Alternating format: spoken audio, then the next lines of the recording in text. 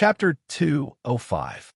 Lu Jingli's answer was perfect, and no one could find any flaws in it.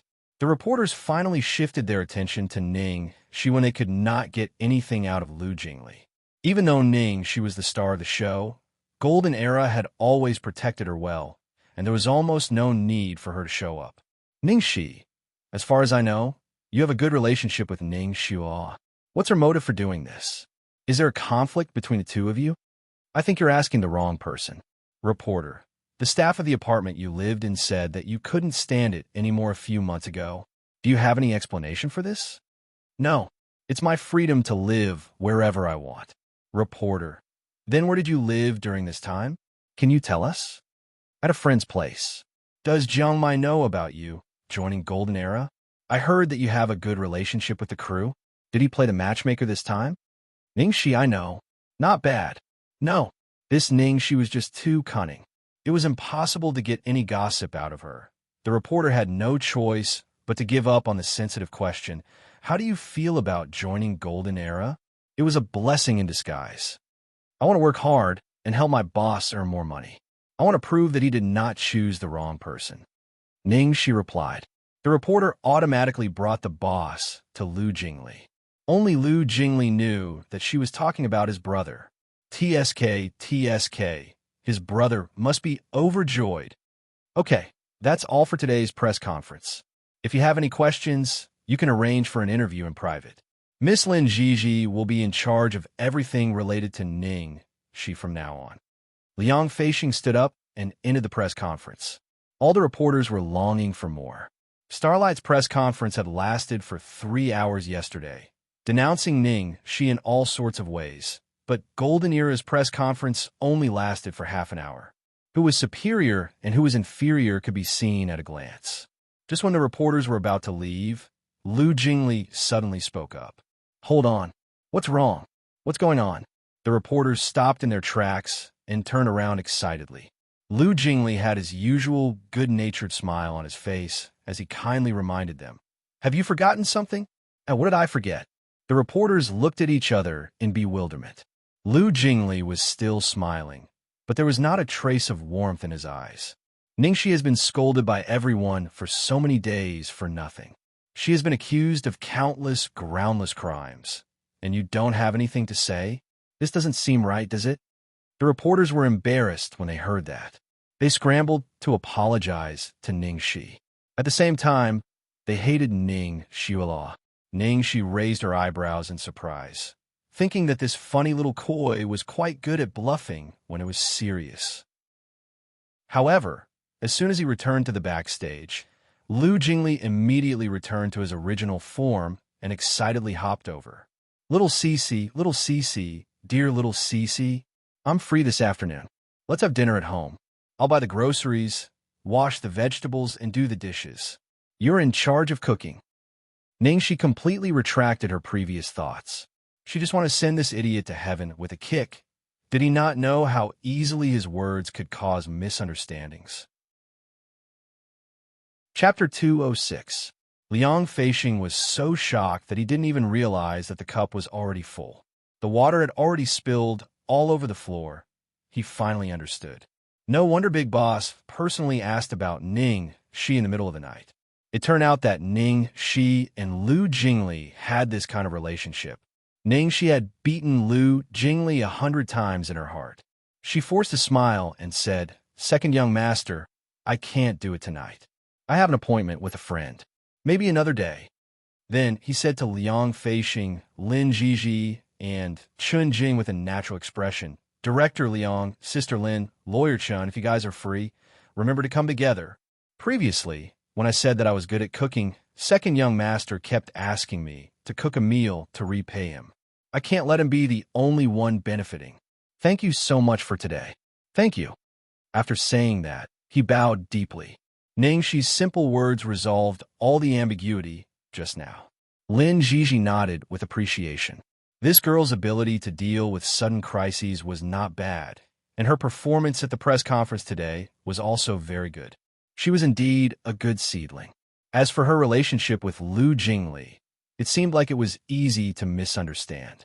However, It was obvious that the atmosphere between the two of them was not that of a man and a woman. They should just be good friends. Pearl River Imperial View, Ning Xiaoluo's apartment. Suyin bought some supplements early in the morning and came to see her. After the two of them chatted for a while, Suyin looked at the time on his watch and turned on the TV. On the screen, the press conference of Xianxia Entertainment had just begun, and Lu Jingli was introducing Ning Shi. Ning Xiaoluo did not sleep for the whole night. She had applied several layers of powder on her face to cover the dark circles under her eyes. She had been waiting to watch the live broadcast, but she did not expect Suyin to come. She couldn't predict what would happen later, but she knew that she couldn't watch the press conference with Suyin. Ning Xiaoluo hugged Suyin's arm and acted coquettishly. "Brother Yin, what's so good about TV? Is it better than me? Shall we do something else?" Suyin patted her hand, his eyes still focused on the television screen. "Shualuo, stop fooling around. Brother Yin, are you that concerned about Ningxi?" Ning Xiaoluo pretended to be unhappy. "Don't you care? Don't you want to know what Xiaoxi will say at the press conference?" Ning Xiaoluo choked. "Of course I care about Xiaoxi, but I don't like it when you put all your attention on her. All right, don't throw a tantrum like a child. Stay quiet and accompany me for a while." Suyan's attitude was unusually firm this time. Ning Xiaoluo gritted her teeth and continued to watch the live broadcast. At this moment, Lin Jiji was announcing Lung Manyun's marriage and retirement. Following that, a reporter stood up and questioned why Golden Era signed Ningxi. Ning Xiaoluo's heart was in her throat. She thought to herself, "Go ahead and make a scene. It would be best if we can separate on bad terms." However, this was Golden Era's territory, and the reporters did not dare to go overboard. They only grumbled for a while before falling silent. Ning Xiaoluo carefully looked at Suyan's reaction, only to find that Suyan's eyes never left Ning Shi, even though Ning Shi didn't say a word. She could not help but feel a strong sense of crisis. Just then, the lawyer clicked the mouse, and then a familiar voice came from the television. It was Zhang Chang's voice. Ning Xiaoluo's heart was beating fast.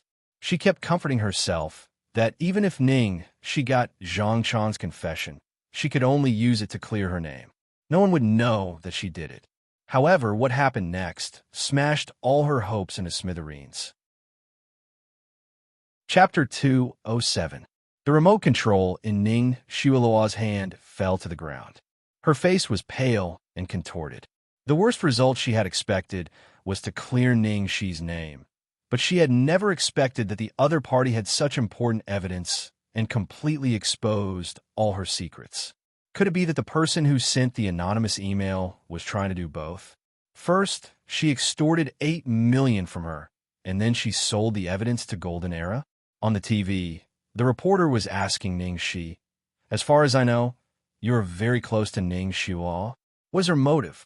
Is there something between the two of you?" Ning Xiaoluo's fingers trembled. She quickly turned off the TV and threw the remote control away. She then hugged Suyin.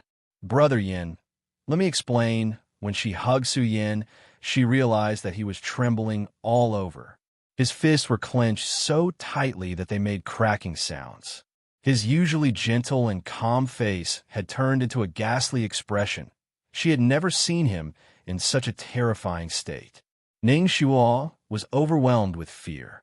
She could not help but hug Suyin even tighter. "Brother Yin, it's not me. It's really not me. I really don't know. I don't know why Kaijing would do such a thing. Is it because I was under too much pressure and scolded her? Is she trying to harm me because of that?" Suyin let her hug him. There was no warmth in his voice. "If Cui Kaijing only wanted to harm you, why would she ask Zhang Chang to harm Ningxi? What good would it do her?" Ning Xiaoluo's face stiffened. She immediately said, "She must have found a scapegoat to avoid being found out. She has always been by my side. She knows that Ningxi has a bad attitude towards me in private. If she framed Ningxi, I wouldn't suspect anything. Even if that's the case, what about your injury?" Suyin continued to ask. Ning Xiaoluo had calmed down a little by now. She explained with a wronged expression, "I told you that I'm fine. My parents were too worried about me. They made me stay in a hospital to recuperate. Brother Yin, you know that I was really mentally and physically exhausted during that period of time. My body was in pain every day. How could they slander me like that? Su Yin was so shocked that he was almost numb. His face was slowly filled with deep pain. Shueluo, can I still continue to believe you? Ning Shueluo's face was covered in tears as she held onto his hand tightly. She looked at him as if he was her only savior. Brother Yin, trust me. Trust me, okay? Right now, everyone outside must be criticizing and doubting me. If even you don't believe me, I don't know what courage I have to persist on. I don't care if others don't understand me and doubt me. But don't tell me you don't understand me. Do you think I would do such a thing to Xiaoxi? Big Brother Yin, I beg you. I beg you, don't abandon me too. Su Yin was in a daze and did not react for a long time. Ning Shuo stared at him nervously. After a while, Su Yin finally took a deep breath and pushed her arm away bit by bit. He staggered to his feet and walked towards the door. Ning Shuo followed him in a panic. Brother Yin, where are you going? Don't follow me. Leave me alone. With a bang, Su Yin slammed the door. In the room, Ning Shuo's face was gloomy. She fell to the ground as if she had just survived a disaster. She quickly picked up her cell phone and called Chongli. Chapter 208. Su Yin stumbled down the stairs and drove aimlessly on the bustling street.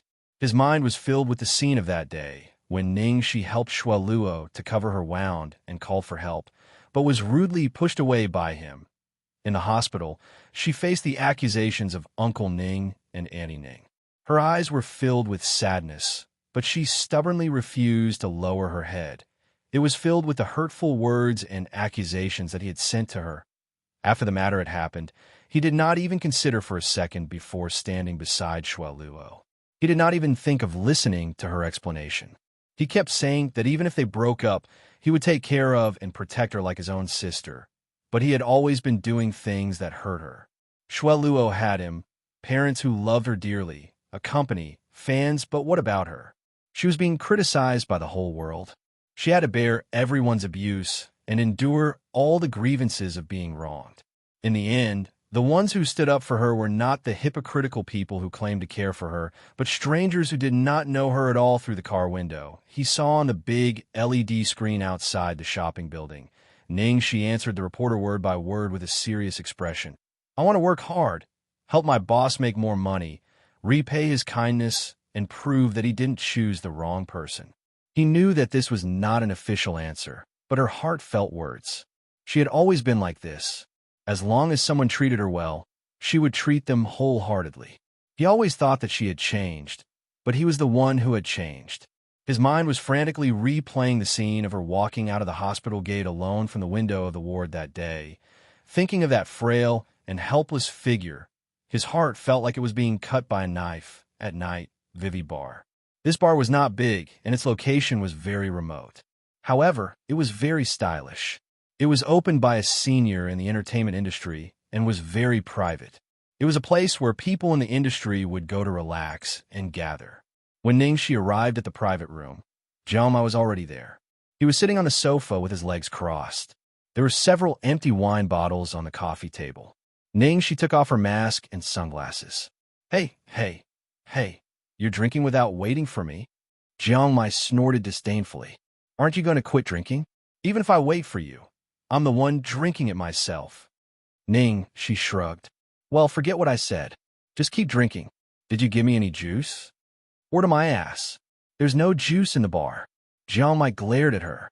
Ning, she rang the bell to call the waiter. A handsome young man walked in and asked with a smile, Miss, what do you need? Ning, she took out a large bill and stuffed it into his pocket. She blinked and said, Handsome boy, can you help me buy 2 bottles of juice? The young man was stunned for a moment. His cheeks turned red, and he smiled. I'm willing to serve you. Jiang Mai's eyes almost popped out. Ningxi, can you calm down? Don't flirt with every good-looking girl you see, okay? Ningxi stretched out her leg and kicked him. Go away. How did I flirt? You're the one who thinks that everything is dirty. Jiang Mai patted the dust on his pants. Don't talk nonsense with me. Get to the point. You were the one who started it. Ningxi rolled her eyes at him, then leaned back on the sofa and let out a long sigh.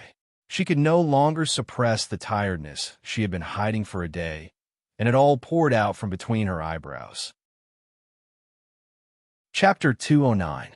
Seeing her like this, Xianxia asked awkwardly, "Why are you so tired? Didn't today's press conference go well? Everything had been taken care of by a certain someone. It's all your fault. I'm so tired." Ningxi's face was full of annoyance. She got up and stared at him. "Let me ask you, that day Lu Tingxiao really kissed me?" Xianxia downed the wine in his glass in one gulp. "If I'm lying to you, I'll burn all my equipment and never play games again from tonight onwards." Ningxi nodded. "Okay, I believe you." That was a vicious oath. Xianxia couldn't help but curse. "Count how many times I've reminded you. You just won't listen. Why don't you just die of stupidity? How long have we known each other? How long have you known Lu Tingxiao? You don't believe me?" Looking at Xianxia's hurt face, Ningxi sighed and said, "In fact, Lu Tingxiao told me about it when I first met him." "What did he say?" Xianxia looked nervous. Ningxi spread out her hands. "He said he wanted to marry me." Puff. Cough, cough. "What did you say?" Xianxia was almost choked by the wine and coughed violently. She patted him hard on the back. "I was even more shocked than you at that time." And then, Xianxia asked anxiously, "Then I asked him why he wanted to marry me. That's so unscientific. Then what did he say?" "He said I saved Xiaobao, so he wanted to repay me by marrying me." "Fuck. How did you answer him?" "I said I saved Xiaobao, and Xiaobao saved me, so we're even. There's no need to report it." Then I ran away. Xianxia sprang to his feet and paced back and forth in the room. "I really want to strangle you. Lu Tingxiao has been harboring evil intentions towards you from the very beginning, and he has already said it out loud. Why don't you stay away from him?" She raised her eyebrows. "Come on. How could you say no to Xiaobao's face? Besides, I always thought that Lu Tingxiao wanted to marry me because of Xiaobao, okay? Later, I rejected him, and he didn't force me. What else could I do? What do you mean for Xiaobao? How hypocritical. And you're practically a pig." Xianxia finally stopped. He stared at her and said, "Let me put it this way. Normally, when a hero saves a beauty, if the beauty is not interested in the hero, she will definitely say, 'Thank you, hero, for saving me. I am willing to do anything to repay you.' Now the question was, if the beauty was interested in the hero, what would she say? Xiaoxi, please answer me." "Oh." She rubbed her chin. "Will a beautiful woman say, 'This little girl is willing to devote herself to you'? So, now do you understand the meaning of devote your life to me? It's because I like you. I like you. I'm interested in you." Xianxia roared in her ear. She scratched her numb ears. "You're right," Xianxia said. "That's the fucking truth." She stood up and put her hand on Xianxia's shoulder to calm him down.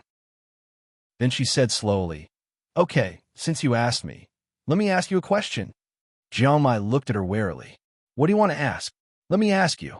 If you walked into a room and saw the person you liked was drugged with aphrodisiac, wearing transparent pajamas, and lying on a kg-sized bed covered with red petals, what would you do?"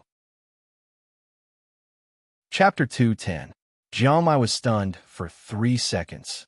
Then he pushed her away as if his ears were burning. Xiaoxi, you're so dirty. Get lost. Don't pretend to be innocent. Give me a more serious reply. Why did you ask me this question?" Xianxia avoided her eyes. He didn't dare to say that Ningxi's words were too vivid. Besides, the person in his mind was, "Answer me first." Ningxi urged. Xianxia hesitated for a long time and finally answered hesitantly. Of course I did it directly. Are you still a man if you don't do it? Or that man doesn't like that woman at all?"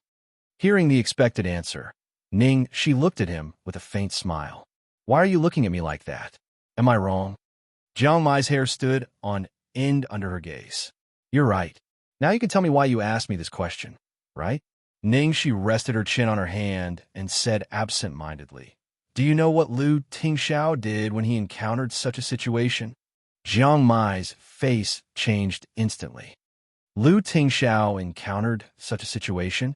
What do you mean?" She briefly explained the cause and effect, and then said, "Then Xianxia tied me up and sent me to Lu Tingxiao's bed." "Lu, What did Lu Tingxiao do? Xiaomai was so nervous that his voice changed. He did nothing. Ningxi recalled that night. He comforted me not to be afraid and talked to me to distract me. From beginning to end, he didn't do anything to disturb me. He just quietly accompanied me through the most helpless and difficult night of my life. Hearing this, Jiangmai bit his lip and couldn't say a word. Ningxi stared at him. Which possibility do you think Lu Tingxiao is? Not a man? Or he doesn't like me? Jiangmai clenched his fists. I'm sure he likes you. And he didn't think Lu Tingxiao was unmanly, but too manly. If it were him, he would never be able to do that. Ningxi nodded. I wasn't sure before and I didn't dare to be sure. But now I'm sure he likes me. So there's a third possibility. Jiangmai immediately looked at her. What? It's not because I'm stupid, but because his rank is too high. I'm actually not surprised that I'm tempted by him, and I'm not unwilling either. After Ningxi said this, there was a kind of compromise between her misty brows. Jiangmai's voice trembled, and he almost couldn't speak a complete sentence. You have feelings for him? Ningxi smiled. Although I don't want to admit it, and I've been avoiding it for so long, it's the truth. Jiangmai punched the tea table, his scarlet eyes almost popping out of their sockets. Ningxi, how much do you know about him? How much do you know about him? You're only seeing the facade he's putting up in front of you. Do you really think Lu Tingxiao is as gentle and gentlemanly as he looks? Do you know that Jia Qingqing died in the wilderness? Do you know what happened to that fat pig Zhu Xianxia? Did you know that he used a plane to create rain, just to ruin a kissing scene? Even the sudden accident in my family, it was all planned by him. Ningxi was silent for a long time, and then said softly, but Jiangmai has never done anything to hurt me. If I'm afraid of him, stay away from him, and despise him because of that, it's unfair to him. You could say that I can't tell right from wrong, or that I don't know what's good for me. All I know is that he's good to me, very good. No one has ever treated me so well as he does. Chapter 211. Jiangmai looked dejected and said with difficulty in a hoarse voice, Are you going to be with him? How is that possible? Ningxi glanced at him. I know my own limits. Jiangmai frowned. That's not what I meant. I'm not saying that you're not good. I'm just saying that Lu Tingxiao is too scheming and dangerous. The environment of the Lu family is not suitable for you. Brother, thank you for thinking so highly of me. I know what I'm like. Ningxi interrupted him. Her expression had completely returned to normal. Don't worry. Being attracted doesn't mean that I've lost my mind. I know what I'm doing and what I should do. Jiangmai was not happy to hear her words. Instead, he felt as if there was a soaked sponge in his chest. What do you think you're like? You're serious and diligent. You look cynical and heartless, but you're actually very meticulous. You deserve the best and the most suitable man for you. Ningxi was stunned for a moment and then looked surprised. Golden Retriever, how can I be so great in your mind? Have you fallen in love with me? Jiangmai's back stiffened instantly. Fuck off. Huh? Ningxi clutched her stomach and laughed for a while. Then she looked at him gloomily. Jiangmai, as you said before, how much do you know about me? How much do you know about me? You've only seen the side of me that I want you to see. Do you really think that I'm exactly what I appear to be? The moment Ningxi looked at him, Jiangmai almost thought that she had seen through his mind. He thought that she deliberately said those words to remind him to give up in the Lu family's house. Lu Tingxiao sat on the sofa in the living room, reading Bond's documents attentively. On the other hand, Lu Jingli had been wandering around the house the whole night as if there were needles on his butt. Brother, little Cece has a date with Jiangmai tonight. Don't you want to know what they talked about? I have a hunch. The content must be very explosive, and it's very important to you. Lu Tingxiao flipped a page without even lifting his head. Sigh, brother, it's all your fault. You're too old-fashioned. I asked someone to secretly plan a listening device, but you wouldn't let me. I can only stay at home and worry. Lu Jingli complained. Although from the current situation, he was the only one who was anxious. In the end, even someone as patient as Lu Tingxiao couldn't take it anymore. Be quiet, or I'll go back. No, I'm not going back. He still had to wait for Cece to come back to get some information. Otherwise, how was he going to sleep tonight? It's almost 11 o'clock. Why aren't they back yet? Lu Jingli was scratching his ears and cheeks anxiously when his phone rang. It was an unknown number. "It's so late, who's calling me?" Lu Jingli picked up the phone and went to the yard to answer. 10 minutes later, Lu Jingli rushed in as if he had been injected with chicken blood. This is really like someone sending you a pillow when you're about to doze off. "Brother, guess what I got just now?" It's the recording of Cici and Xianxia's private room. I didn't do it. It was secretly recorded by an ignorant paparazzi working for a gossip company. Fortunately, their boss was smart enough to stop it after receiving it. He even found me and apologized to me. Chapter 2:12. Lu Tingxiao didn't even blink when he heard that. He spat out 3 cold words from his thin lips: "Destroyed." Lu Jingli felt as if a basin of cold water had been poured on him. "What? Even God is helping you. You won't listen to me?" Lu Tingxiao's face became colder. "Do I have to say it again?" Seeing that his brother was really angry, Lu Jingli quickly nodded like a chick pecking rice. Okay. I'll destroy it. I'll destroy it." Alas, he really didn't know what to say about his brother. Except for when he was in front of Cici, he was too principled and didn't know how to be flexible at all. However, he was different. Although he said yes, he didn't really want to destroy it in his heart. "Tisk, I'll keep it secretly. It will come in handy one day." Lu Jingli was sighing when suddenly a small figure ran down the stairs like a gust of wind and then ran outside. "Cici is back?" Lu Jingli hurriedly followed Xiaobao out. When he arrived at the door, he saw that she was back in Jiangmai's car. From their expressions, there was nothing unusual. Jiangmai seemed to have drunk a lot, while she didn't seem to drink much. She got out of the car and picked up Xiaobao, who rushed out to greet her. She looked helpless and distressed. "Sweetheart, it's already 11 o'clock. Why are you still up so late? Didn't you say not to wait for me?" Xiaobao stuck in Ningxi's arms, tightly hugging her neck and staring at Jiangmai behind Ningxi. His little face was full of vigilance and rejection. Jiangmai's mouth twitched slightly. It was so fucking unfair. Lu Tingxiao was cheating. Lu Jingli knew what Jiangmai was thinking at a glance. He walked over and patted him on the shoulder sympathetically. "Don't be sad. You don't have a son." Jiangmai's heart skipped a beat. "What do you mean?" Lu Jingli leaned close to his ear and whispered, "Stop pretending. You like Ningxi, don't you?" A trace of panic flashed across Jiangmai's face, and then he said with a straight face, "Second uncle, are you kidding? How could I like her?" Lu Jingli touched his chin and looked inquisitive. Strange, really strange. What had happened between the two of them? Jiangmai obviously liked her, but he still didn't want to admit it even at this point. Ningxi was about to carry Xiaobao into the house when the phone in her bag suddenly rang. She picked up the call. "Hello, who is this?" "Hello, are you Miss Ningxi? Your boyfriend got into a car accident and is being treated in our hospital. Please come here immediately." Ningxi was confused. "What? My boyfriend?" As soon as she said that, Lu Jingli, Jiangmai, Lu Tingxiao, and even Xiaobao all fixed their eyes on Ningxi. Ningxi coughed awkwardly. "Ahem, did you make a mistake? I don't have a boyfriend. But before the patient fainted, he left you his number. You'd better come quickly. The address of our hospital is..." The person on the other end of the phone hurriedly hung up the phone. Ningxi stood there with her phone in her hand, looking confused. "Fuck, who is it?" Jiangmai leaned against the car, snorted, and glanced at her. "It's her ex-boyfriend, isn't it? He almost died in the car accident, but he still left you his number. How infatuated." She kicked him. "Don't be sarcastic." "Then Cici, do you want to go?"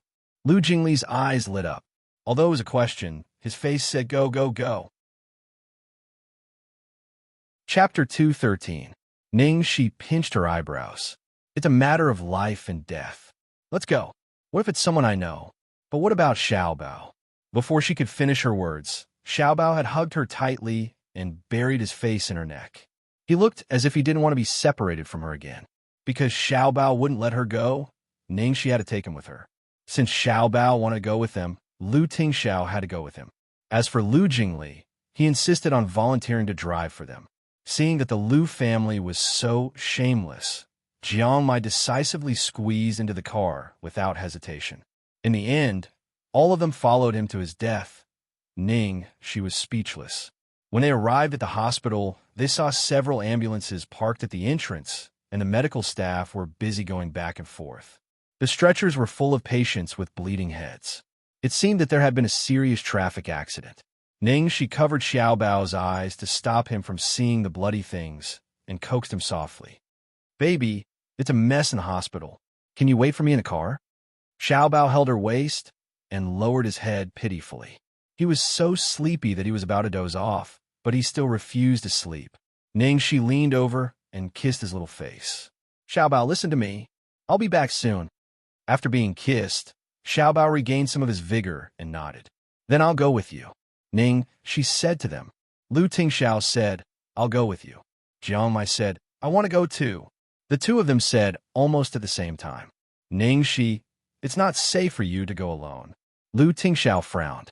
Jiang Mai snorted and said confidently, "I'm just curious to see who it is." Ning, she felt a headache coming on.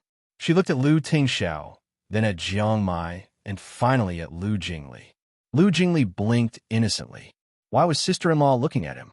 At last, Ning, she said, "I don't know what's going on there. It's not appropriate for me to go alone. Please go with me, second young master. Lu Tingxiao, you stay with Xiaobao."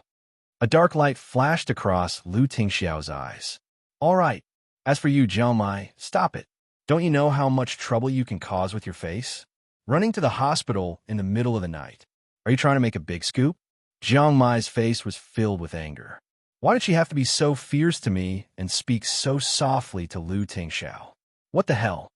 "Let's go. Little Cici, I'll go with you. I'll accompany you." Lu Jingli was so excited that he almost jumped up and down on the street. Happiness came too suddenly. This was really a case of the sandpiper and clam fighting and the fishermen benefiting. Hospital emergency room. It was a mess inside.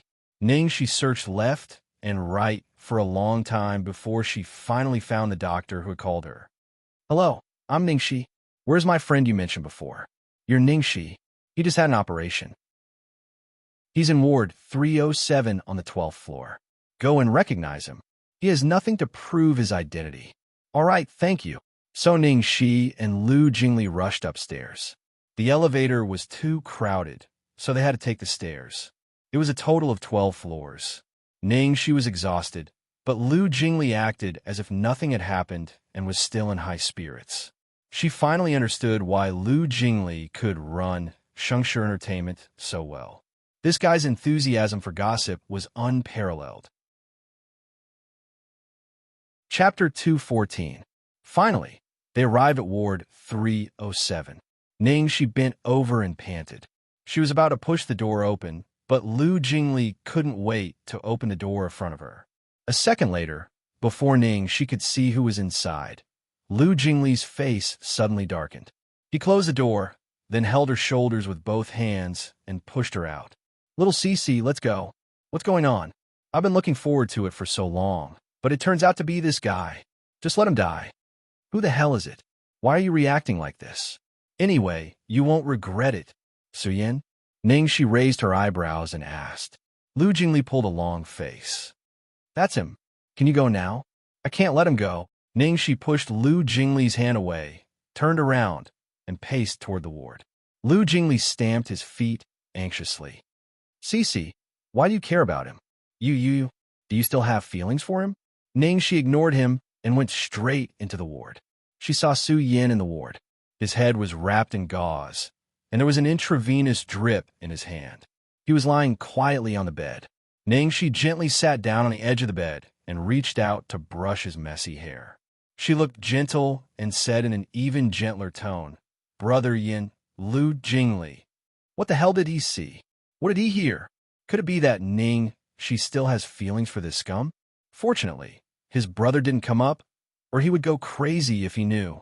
Just as Lu Jingli was thinking about this, he suddenly felt a chill behind him. Then he turned around and saw his brother was standing behind him. Brother, why are you here?" Xiaobao and Jiang Mai, who were in his arms, were also here. With his imagination, He immediately guessed that Xiao Bao couldn't wait to come up, so his brother brought him here. Jiang Mai naturally couldn't wait to come up. This time we're done for In the hospital bed, Su Yin frowned with a pale face and then slowly opened his eyes. Cici, how do you feel? Ningxi asked. Su Yin looked at the girl in front of him in a trance. Am I dreaming? Every time they met, they would quarrel sarcastically and then part on bad terms. He couldn't remember how long it had been since he last saw her talking to him in a pleasant manner. When he had just woken up, he had seen a trace of worry and concern in her eyes. He had even heard her call him brother Yin. She stood on the edge of the bed, and her face became cold again. You just had an operation. The doctor said that you were fine. You just have a slight concussion and need to be observed for a period of time. If there is nothing else, I will leave first. Just as he was about to turn around, someone grabbed his wrist. Don't go. Xiaoxi, don't go. Anything else? Su Yin looked at her with a struggling expression and said in one breath, although I know you don't care and don't need it, I'm sorry. I still want to apologize to you. I misunderstood you. You know what? When I thought I was going to die, I couldn't think of anything else. My only regret was that I didn't have time to apologize to you. Outside the door, Lu Jingli looked at Ningxi's wrist being held by Su Yin. He was so scared that he swallowed and turned around to see his brother's expression. It was really scary. She was going crazy. What on earth did Cici want to do? Chapter 215. Su Yin, you don't have to apologize because even if you were given another chance, you would still choose to believe Ningxi. Su Yin said anxiously. Don't tell me you won't. Let's take the current situation as an example. Did Ningxi tell you that she is innocent? Did she put all the blame on Shui Kaijing? As for you, are you going to trust her unconditionally again? If I tell you now that she is lying to you, will you believe me? Ningxi asked word by word. Su Yin subconsciously avoided her cold eyes and then said firmly, I will investigate it. Ningxi shook her head with a smile. You don't believe her if you need to investigate it.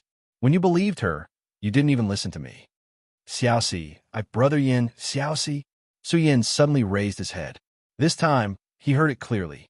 She really did call him Big Brother Yin. Ningxi looked at the night outside the window and seemed to see through the night to a distant time and space. She said in a faint voice, Brother Yin, do you remember? When I was 9 years old, I really wanted to buy a school bag with my idol's print, but my family wouldn't let me. Then they lost 50 yuan. My grandma insisted that I stole it. At that time, even my parents were a little suspicious of me. Although Xiao knew I was on my side, he also thought that I took it because he knew that I really liked that male star. Su Yin couldn't listen to Ningxi anymore. His body trembled and his eyes turned red. Ningxi laughed at herself and said in a hoarse voice, At that time, only you believed that I didn't take it. You even ran out with me, and in the middle of the night, we knocked on the door one by one and asked the children who came to my house that day. Finally, we found out who really stole the money, do you know? At that time, I thought that I must marry the man in front of me when I grow up. Xiaoxi, stop. Su Yin closed his eyes in embarrassment. Outside the door, Lu Jingli was also screaming in his heart. Sister-in-law, stop. I'm afraid that the hospital will be demolished tonight. Lu Tingxiao's aura was so terrifying that even Jiang Mai's anger was suppressed. He coughed lightly and moved away from Lu Tingxiao. Just when everyone's eyes were on the ward, Xiao Bao, who was standing next to Lu Tingxiao, suddenly broke free from Lu Tingxiao's hand and quickly rushed into the ward. Like a wolf cub, the little girl snatched Ningxi's hand and hugged her leg tightly. Her beautiful big eyes were burning with anger as she stared at Su Yin on the sickbed. Holy shit. Xiao Bao. Lu Jingli was startled and was about to rush in when Lu Tingxiao raised his hand to stop him. Only then did Lu Jingli realize that if he went in, he wouldn't be able to explain himself. Ningxi was startled by Xiao Bao, who suddenly rushed over. Baby, why are you here? She looked through the glass window on the door and seemed to see Lu Tingxiao and the others in the corridor outside. Xiao Bao raised his little head and looked at her. His eyes were red, and soon they became wet. Big drops of tears rolled down his cheeks. Ningxi panicked. Hey, don't cry. What's wrong with you? Good girl, don't cry. Annie will take you back now. Ningxi picked up Xiao Bao and was about to leave. Su Yin, who had been stunned on the sickbed, finally came to his senses and stopped her. Xiaoxi, who is this child? Chapter 216. Ningxi subconsciously pressed Xiao Bao's face against her shoulder, patted him on the back, and answered casually, a friend's child. I'm leaving. Take care of yourself. I'll help you contact Ningxi later. After Ningxi left, Su Yin stared at the door in shock and doubt. What was wrong with that child?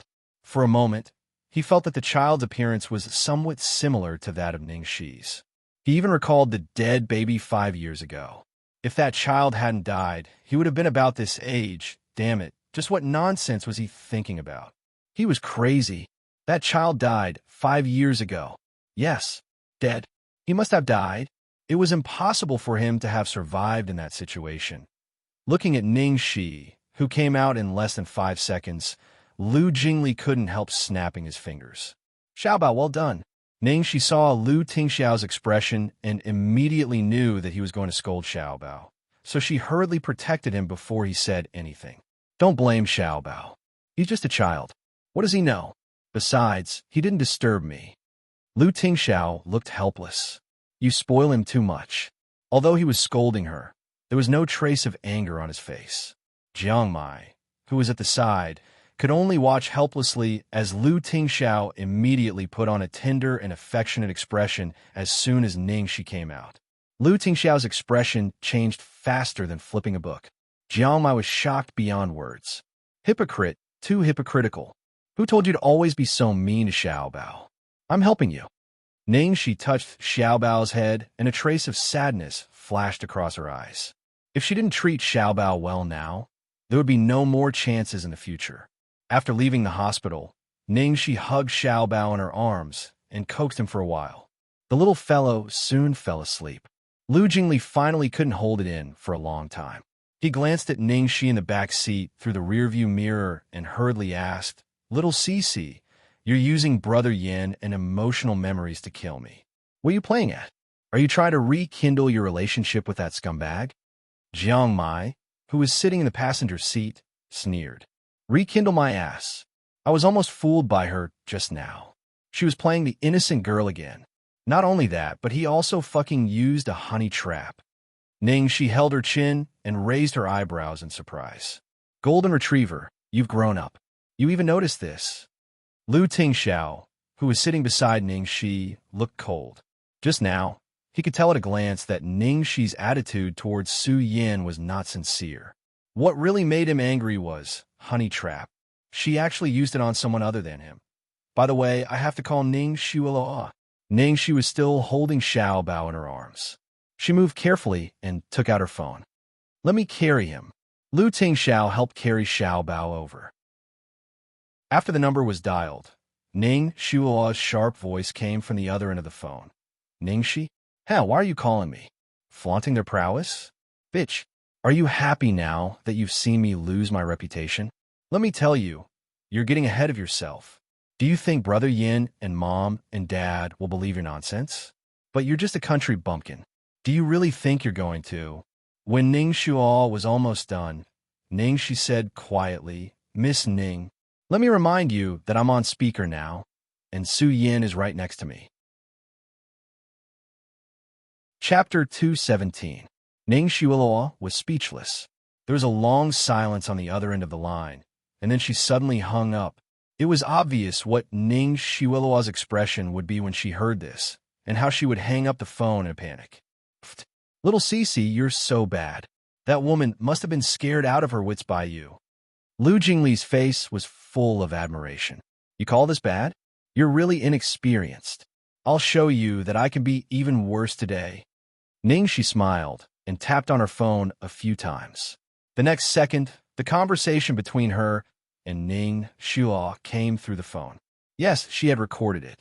She had originally planned to call Ning Shuo in front of Su Yin and then turn on the speaker so that Su Yin could listen to it carefully, because Xiaobao had to change her plan. Fortunately, the final result was not affected. Ningxi edited the recording and sent it to Su Yin.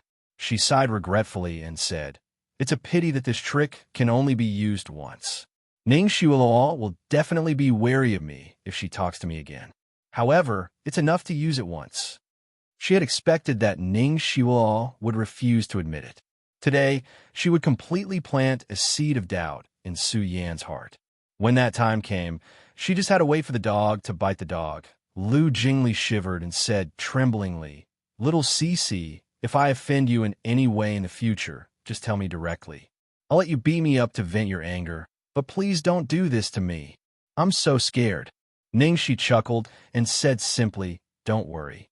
For the sake of your brother, I won't hold it against you." Lu Jingli's eyes lit up when he heard this. "Is my brother so important?" Ningxi rolled her eyes at him. "Of course. He's my boss and my benefactor. I'm willing to do anything for him." Hearing this answer, Lu Tingxiao narrowed his eyes. The light in his eyes flashed like a meteor, leaving only darkness. Although she had been very careful, he still clearly noticed the change in her attitude towards him after she came back tonight. From choosing Lu Jingli to accompany her to the hospital, to deliberately getting close to Su Yan, and even acting like she was scheming to make him reject her, to seemingly inadvertently reminding him of his identity and distancing herself from him. Just like how he had used the method of boiling a frog in warm water to make her accept him unknowingly. At this moment, she was using the same method to slowly distance herself from him. There was no doubt that she was a good student who applied what she had learned. He was caught in a trap of his own making. He clearly knew what she wanted to do, but he was helpless. Late at night, at the Lu residence, she lay on the big bed, counting the bleats in her head, but she still didn't feel sleepy. Thus, he picked up his phone and opened WeChat. After scrolling through her moments and daydreaming for a while, she typed a line of words. "I could have tolerated the darkness if I had never seen the sun. But now, the sun made my loneliness even more desolate." This sentence came from a poem by the poetess Dickinson. For some reason, when she thought of it now, it seemed to fit her mood very well. The first to reply was, "Lu Jingli, ouch, ouch, ouch. Everything is coming back to life. Spring is in full bloom. It's animals again. Ah, I can smell love." The corner of Ning Shi's mouth twitched. Lu Jingli was too fast. Didn't he need to sleep in the middle of the night? To her surprise, Jiang Mai was still awake at this late hour. He commented, "I'm so jealous that my teeth are about to fall off." Ning Shi was about to scold Jiang Mai, but her expression suddenly tightened. She heard the door of her room being pushed open with a squeak. Chapter 218. Ning Shi subconsciously put down her phone and held her breath. She wasn't vigilant or defensive, but she was nervous, because she could tell that it was Lu Tingxiao's footsteps. Why was Lu Tingxiao looking for her at this time? It was 3 o'clock in the morning. The strangest thing was that with Lu Tingxiao's personality, he definitely wouldn't do something like coming in without knocking. Just as Ning Shi's mind was in a mess, that familiar figure had already walked to the side of her bed. There was no light in her room, and there was no moon tonight, so the entire room was pitch black, and she could only see a vague shadow. That shadow just stood there quietly, not moving an inch. Ning Shi's heart was about to jump out of her throat. Just as she was about to speak up to break this torturous silence, an idea flashed in her mind, and she suddenly remembered something. Lu Tingxiao had sleepwalking, so she hurriedly swallowed the words that were about to leave her mouth, so as not to wake him up. Cough, but what exactly did he want to do? After about 5 seconds, Lu Tingxiao took another step forward and sat down on the edge of her bed. He lifted half of her blanket and then laid down beside her. Ningxi, moreover, this wasn't the end.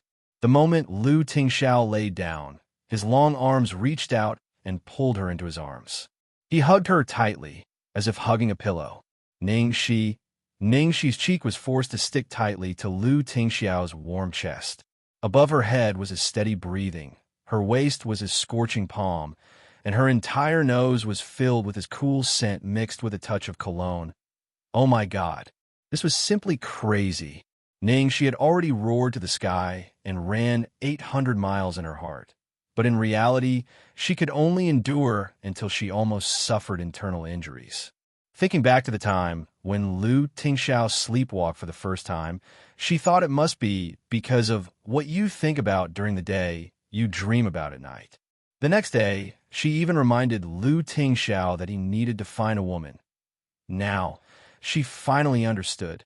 She understood the true meaning of the phrase, what you think about during the day, you dream about at night. So, who could tell her, what exactly should she do now? Could it be that she was waiting for Lu Tingxiao to leave again? In the past, when he didn't know anything, it was fine. But now, no matter what, it wasn't appropriate, right? She tried to move her body, trying to break free. In the end, she was panting and sweating, but someone still didn't move. She was afraid of waking him up, but she didn't dare to use too much force. She had no choice but to compromise. So I forget it, I'll just sleep. Anyway, he wouldn't remember anything when he woke up. Outside the window, a cool breeze stirred the dark clouds. The moon peeked out from the clouds and shone its clear light through the window. The side of Lu Tingxiao's face appeared in front of her without warning. Ningxi's heart skipped a beat, and then it instantly beat like a drum. She was afraid that she would wake Lu Tingxiao up if she jumped too hard. She didn't know whether it was because of the beautiful moonlight or the man in front of her, but she couldn't help reaching out to touch the man's cheek. Lu Tingxiao. So, no matter what she did now, he wouldn't know anything and wouldn't have any memories? Didn't that mean she could do whatever she wanted? This thought made the beast that was suppressed in the depths of her heart begin to stir. Ningxi gently touched the man's forehead, eyebrows, nose, and finally stopped at his thin lips. Chapter 219. Then, Ningxi slowly leaned forward and stopped when she was only 1 centimeter away from the man's lips. Ugh. To kiss or not to kiss, that was the question. Isn't it bad to take advantage of someone when they're down? But you're the one who came to my bed. You can't blame me, right? Besides, you even bit me the last time. What the fuck? What the hell am I doing? I've really lost my mind. I lost my mind. Ningxi finally laid back down obediently after muttering for a long time. The man's stiff body finally relaxed. At the same time, his heart was filled with disappointment. The feeling of being teased halfway was simply. However, in the next second, the girl in his arms, who had given up and was lying down obediently, suddenly moved.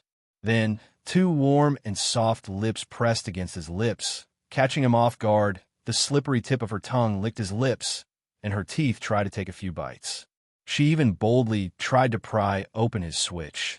Even someone as calm as Lu Tingxiao almost lost his composure. This feeling of being forcefully kissed and being unable to take back the initiative was even more miserable than the former. The girl's kissing skills were really bad. She was just licking and biting randomly, but it instantly ignited his lower abdomen. After the kiss, Ningxi wiped her mouth and finally lay back down in satisfaction. She muttered to herself, "So what if I'm dizzy? It's such a good opportunity. It'd be a waste not to kiss.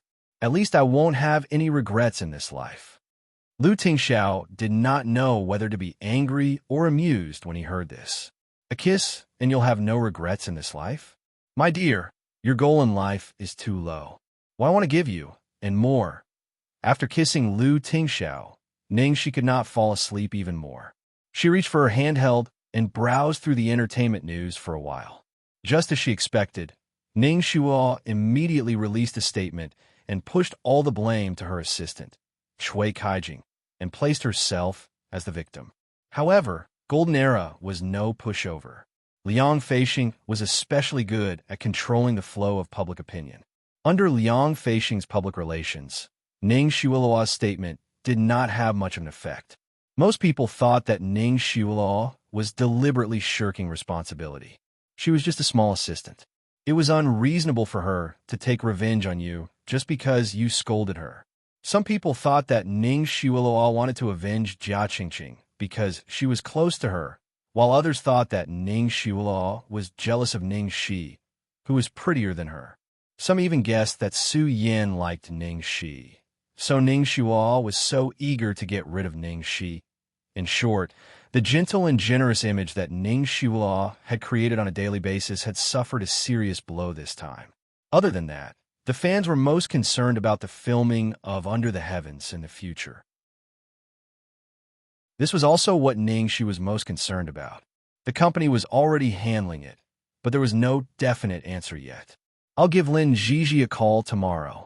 After reading the entertainment news, Xianxia logged into Weibo again. She was surprised to find that her Weibo followers had increased greatly after this incident. There were many passers-by who were encouraging and comforting her. Xianxia thought for a while, then wrote a Weibo post. Chapter 220. Instead of caring about others' betrayal and unkindness, it's better to focus on your own dignity and beauty. Those who can't kill us will make us stronger. There were many night owls on Weibo, and the number of reposts and likes on her post kept increasing. Less than 5 minutes after the post was posted, Xianxia also reposted it and added a sentence of support. Her fans were shouting excitedly. The couple had actually entered the same company in real life. Wouldn't it be more likely for something to happen between them? To Xianxia's surprise, among the popular comments under her Weibo post, in addition to those who cared about her and gossiped about her and Xianxia, the most popular comment was, "Goddess, I saw Lu Tingxiao repost something related to you last time. Have you seen Boss Lu in Xianxia Entertainment? Have you talked to him? Is he handsome? Is he handsome? Ask for photos. Ask for welfare." Xianxia was speechless. Have I seen Boss Lu? Of course I've seen it before. He's lying next to me. You stupid human beings. Send photos? Forget it then. Of course, a prince should keep it for himself. Xianxia murmured as she continued to scroll, and the result was that she became more and more energetic. Alas, she shouldn't have scrolled through Weibo when she couldn't sleep.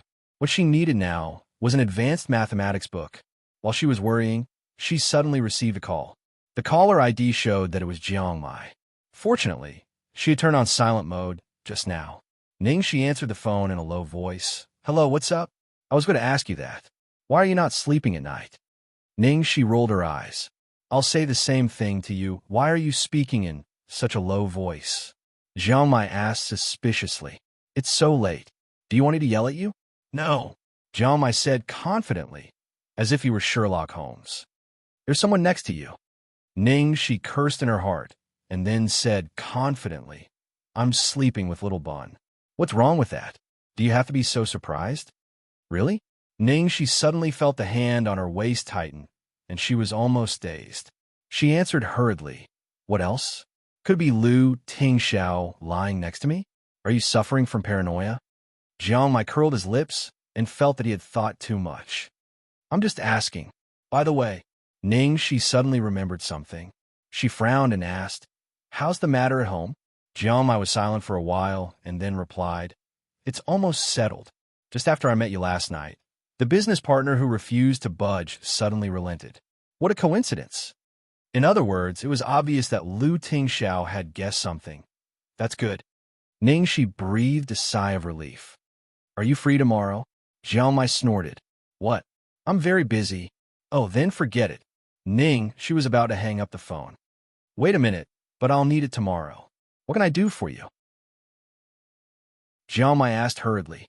She said leisurely, "Tomorrow is the beginning of autumn. The weather is so good and we don't have to film. Do you want to go out for a walk?" "What?" Xianxia almost thought that he had heard wrongly. After all, since returning to China, she had been avoiding him like a scourge. "You? What are you plotting? Why do you have so many questions?" "Forget it. I'll go."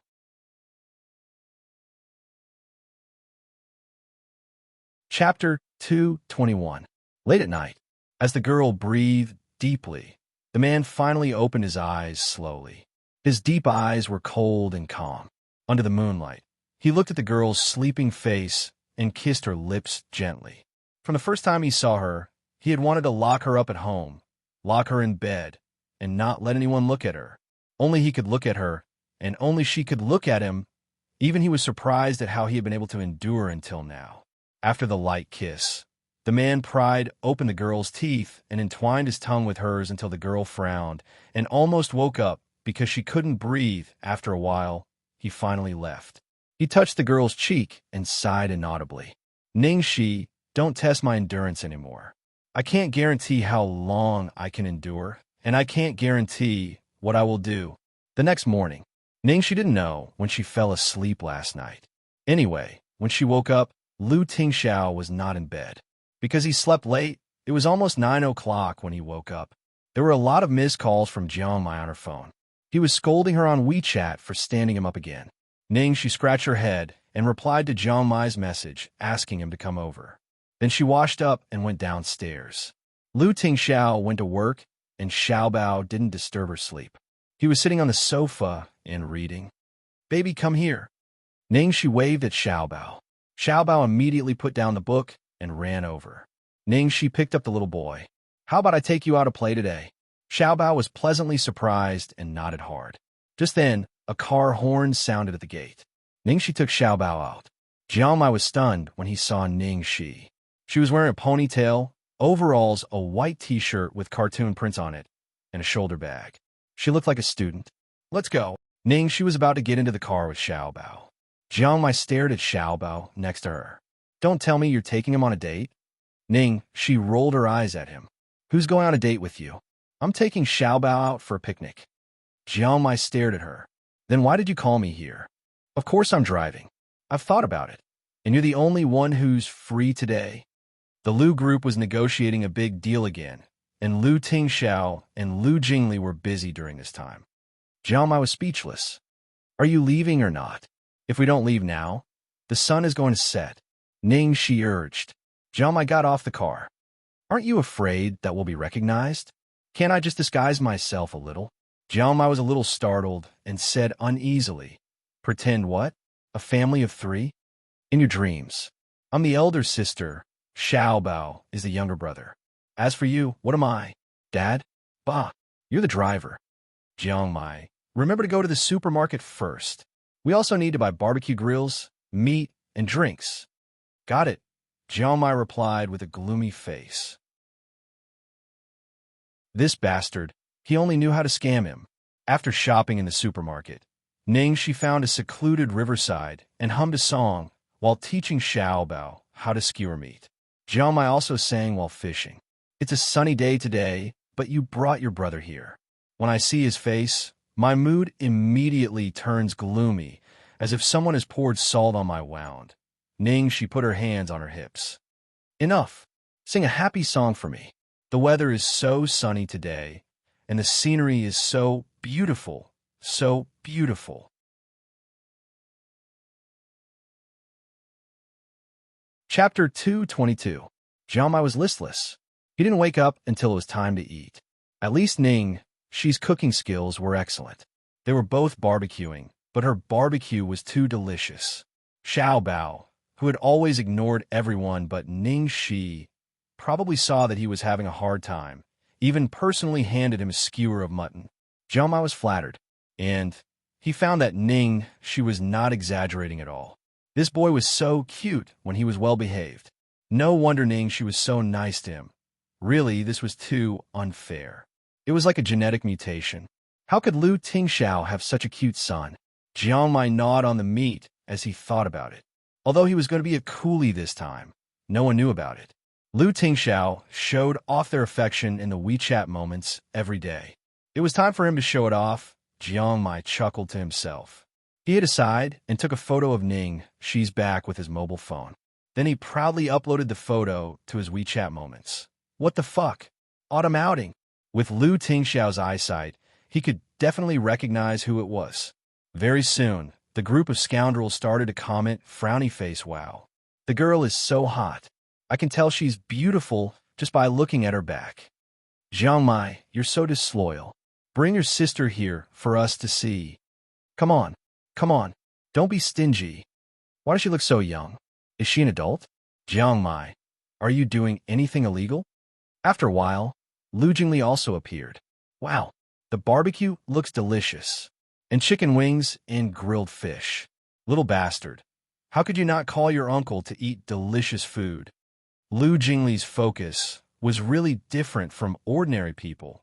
After waiting for a long time, the person he was waiting for finally appeared. The latest message showed that Lu Tingxiao had just replied to him. Jiangmai hurriedly clicked on it to see what he had replied. But when he saw it clearly, his face darkened. Lu Tingxiao replied, "Don't let Xiaobao eat too much. He's a little overweight recently." Damn it. Xiaobao. How did Lu Tingxiao know that Xiaobao was here? Jiang Mai looked at the photo he had sent over and finally found the problem. In the photo, Xiaobao's figure appeared in the reflection of the river. Damn it, his eyesight was way too good. Jiang Mai failed to show off and ran back like a defeated rooster. Then he saw Ning Shi on the phone. "Who are you calling?" Jiang Mai asked casually. "Big sis Gigi," Ning Shi replied. After getting a little more familiar with her, Ning Shi decisively changed the way she addressed her from Sister Lin to Sister Gigi, which was more intimate. Jiang Mai took a sip of juice. "What do you mean by straight and curved?" "My manager, Lin Gigi. It's the Ganoderma lucidum, okay?" As soon as he finished speaking, Jiang Mai spat out all the juice he had just drunk. "Who did you say?" "Lin Gigi, Lung Manyun's manager. Didn't you see my press conference the other day?" "Do you have to be so slow?" Ning Shi looked at him with disdain. "Fuck. In any case, I already know the result. Why the hell am I still watching?" "Lin Gigi? Why did it have to be Lin Gigi?" After knowing that Ning Shi had signed with Golden Era, he had been annoyed and had only casually asked about the situation. Who knew that Lu Tingxiao would plant such a huge bomb in his head? Ning Shi was puzzled. "Why can't it be Lin Gigi?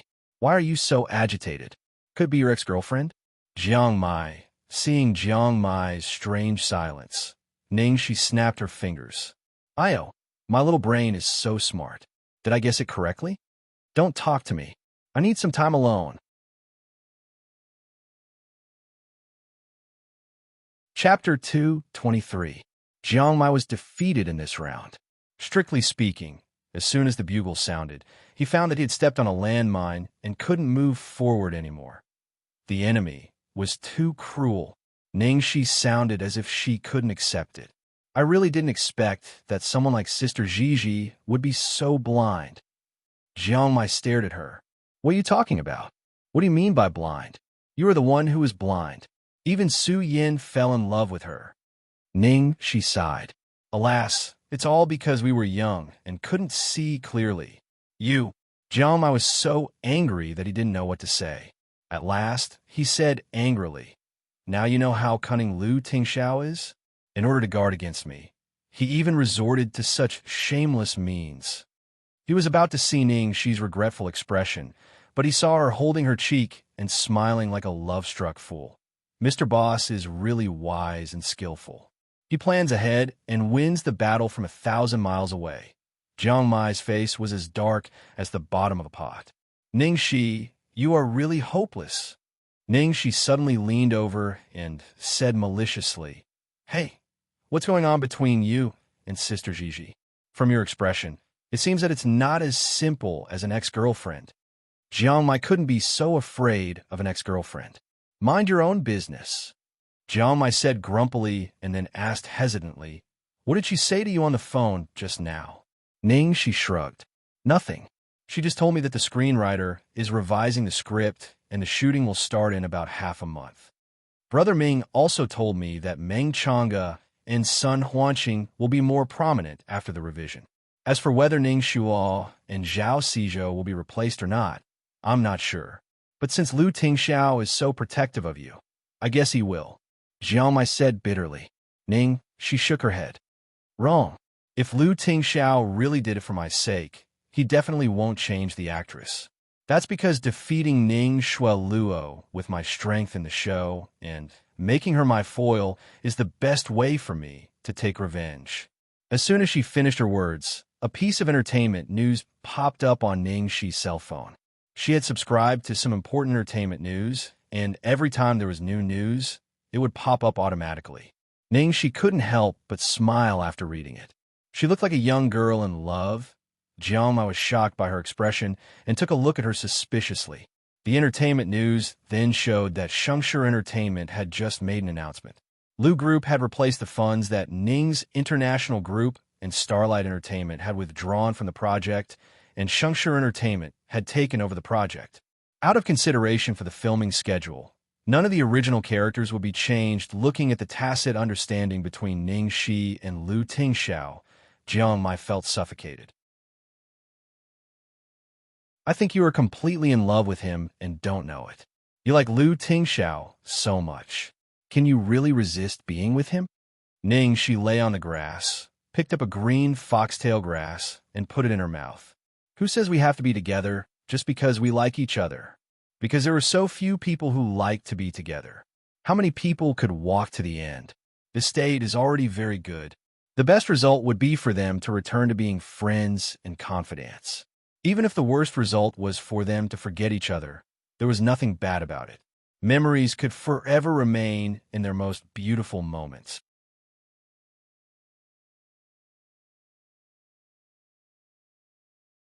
Chapter 2:24. Half a month's vacation couldn't be wasted. The next day, Ningxi took Xiaobao to have fun again. Miss Shi, would you like to wait for young master to come back from work? The old steward couldn't stand it anymore and tried to be a matchmaker. Ningxi scratched her head. Forget it. He's so busy. We can go by ourselves. How could she wait for Lu Tingxiao to come back from work when he wasn't here? Then let them follow us. Young master said that we can't be careless about young master's safety. The old steward pointed to the 3 bodyguards in black and sunglasses next to him. It was a reasonable request. Ning, she had to agree. Then she wouldn't have to ask Jiangmai to do the hard work. Why did she feel that Lu Tingxiao did it on purpose? Today, Ningxi planned to take Xiaobao to buy toys and clothes. Of course, because she hadn't started work yet, she didn't have a salary yet. She still used Lu Tingxiao's card. When she was shopping the mall, she accidentally found a newly opened children's clothing store that had very fashionable and cute clothes. So she completely started buying. Baby, this one looks good too. Go in and try it on. Xiaobao nodded and went into the fitting room. Ningxi was waiting for Xiaobao to change when she suddenly saw 2 familiar figures passing by. Ning Xiaoluo was holding Su Yan's hand intimately. They were talking while shopping. Wow, the children's clothes in this store are so cute. Brother Yan, let's go in and have a look. It's Fanglin's son's birthday next month. Let's buy him a set of clothes as a gift. Okay. Su Yan answered with a straight face. Have you seen Fanglin's son? He's white and fat, so cute. Brother Yan, if we have a son in the future, will he be as cute? Ning Xiaoluo asked shyly. Probably. Su Yan was obviously not in a good mood and answered perfunctorily. Ning Xiaoluo was disappointed. Brother Yan, are you still mad at me? I've already publicly apologized on Weibo, and you've heard Kai Jing's explanation. As for that phone call, I was really angry because you suddenly ignored me, and I was a little drunk. I regret it so much. Xiaoxi, Ning Xiaoluo was explaining when she suddenly heard Ning Xi's name from Su Yan's mouth. She followed Su Yan's gaze and saw Ning Xi standing next to a row of clothes racks. Sister, Ning Xue's eyes were moist. She immediately rushed over and grabbed her hand. Sister, I've finally met you. I've been wanting to apologize to you in person, but you've been ignoring me and not picking up my calls these past few days. I don't even know where you live. When everyone asked me, I said that I didn't believe that you did it. In the end, it was a misunderstanding. I knew you wouldn't do such a thing. Although the truth is out now, the harm to you has already been done. Although I'm also a victim, this matter started because of me.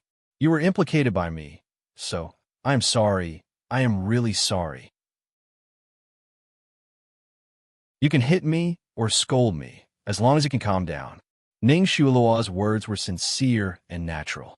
It even seemed that Ning Xi was the one who bullied her.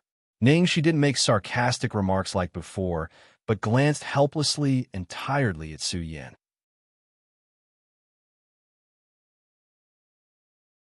Chapter 2:25. That look made Su Yan's heart ache as if it had been bitten by aphids. He hurriedly pulled Ning Xiaoluo over. Xiaoluo, calm down. Ning Xiaoluo didn't notice Ning Xi's little movement. Her tears fell down. Brother Yan, please help me talk to my sister. You know how painful and self-reproachful I have been these days. I really hope she can forgive me. Otherwise, Su Yan looked at the woman in his arms who was crying so hard and finally softened. Xiaoxi, I'm sorry. I really blame myself for this. Ning Xiaoluo gave a smug smile. She seemed to be crying even harder, but she was secretly looking forward to Ning Xi's outburst. In the past, Every time she asked for forgiveness, Xianxia would be very excited and say the worst things, which made Su Yin hate her more and more. This time, it would be the same. Xianxia pinched her eyebrows tiredly and then sighed. Forget it, Xianxia. I've seen and received your apology. Since it's a misunderstanding, forget it. I forgive you. What did you say? Xianxia's face instantly changed, and she couldn't believe it. Su Yin was very relieved. Xiaolua, can you rest assured now? Xiaolua couldn't say a word, and her face turned red. On the other side, the door of the fitting room opened, and Xiaobao came out after changing clothes. Xia's hypocritical mask immediately flashed a trace of warmth. She walked over with a smile and picked up Xiaobao. Then she said to the shop assistant, I want all the clothes you tried just now. Just wear the one you're wearing. Okay. I'll write out the order for you right away. The shop assistant replied with a bright smile. She nodded to Su Yin to say goodbye and then directly left with Xiaobao in her arms. After the bodyguard in black paid the bill, he carried the bags and followed them. Xiaolua was stunned by this scene, and then a look of extreme excitement appeared on her face. Is what Fonglin and Xianxia said true? Last time they told me they saw Xi buying children's clothes in the shopping mall. But I didn't believe it. Sister, she really became a rich old man's mistress and gave birth to a son for him. It was a pity that Xi left so fast that she didn't see the child's face clearly, nor did she have time to take photos. Shui Luo, don't talk nonsense. Hearing this, Su Yin immediately interrupted her with a serious face and looked in the direction where she left with a complicated look. I've seen this child once. Xiaoxia said that he's just a friend's son. Shuo hurriedly said, Brother Yin, you're too naive. How could she treat her friend's son so well? Look, she has a bodyguard with her, and she's using a black card. There aren't many nannies and bodyguards in such a family. Do they need her to take care of the child? A trace of struggle and hesitation appeared between Su Yan's brows, and then he seemed to have thought of something. So he said firmly, Shui Luo, in my heart, Xiaoxia is my sister. If you insult her, you insult me. Don't ever let me hear such words again. Other people can doubt her, but we can't understand. Xiaolua had never expected that Su Yan's attitude towards she would change so much after this incident. Damn it, what did Xi do to him in the hospital that day? Su Yin suddenly trusted her so much that he didn't even listen to her.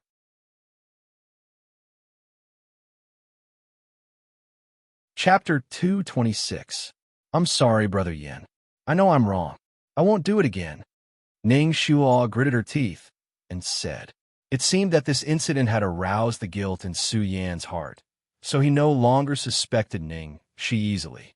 But so what? Since he didn't believe what others said, he would believe it when he saw it with his own eyes. It was so easy to find Xi's flaws. She and Jiangmai had been having an affair before, and now they had a child.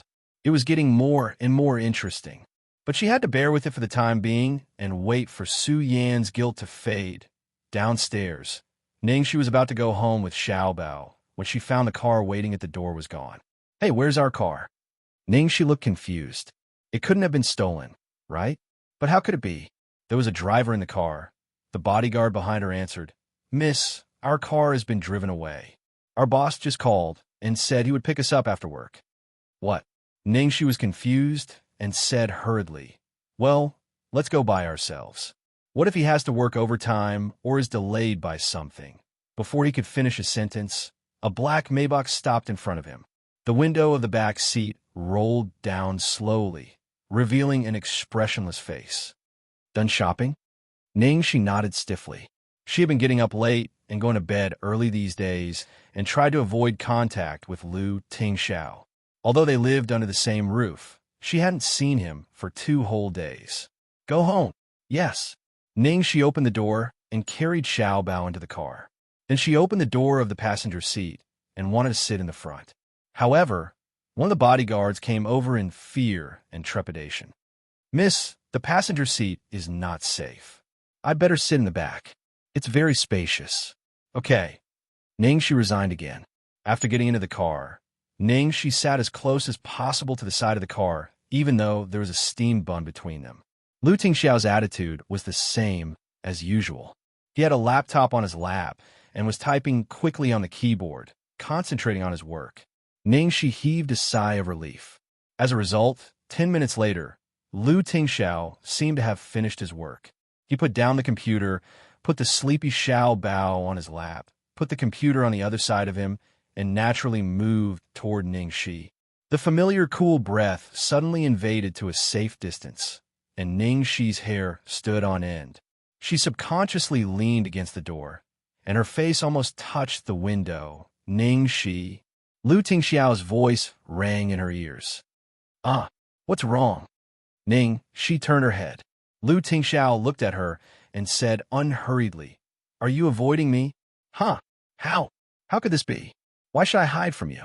It's just that there are burning clouds outside the window. It's quite beautiful. I'm just looking at the scenery,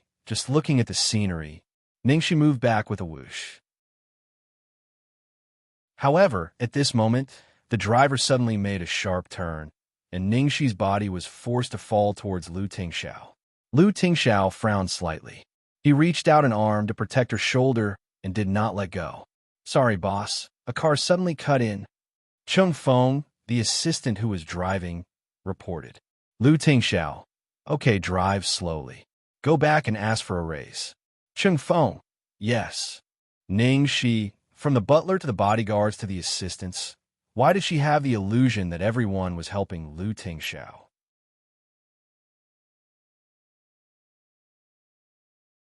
Chapter 227.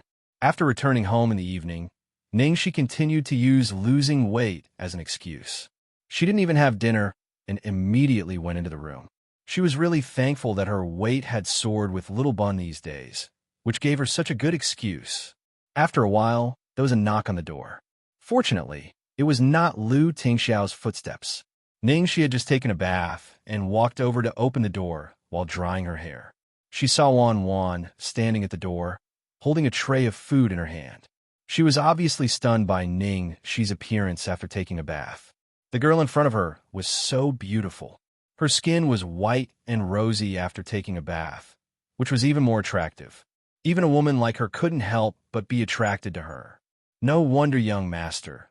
Wan quickly shook her head and said, "Miss Xiaoxi, young master asked me to bring you some food. Although it's important to keep fit, you can't starve.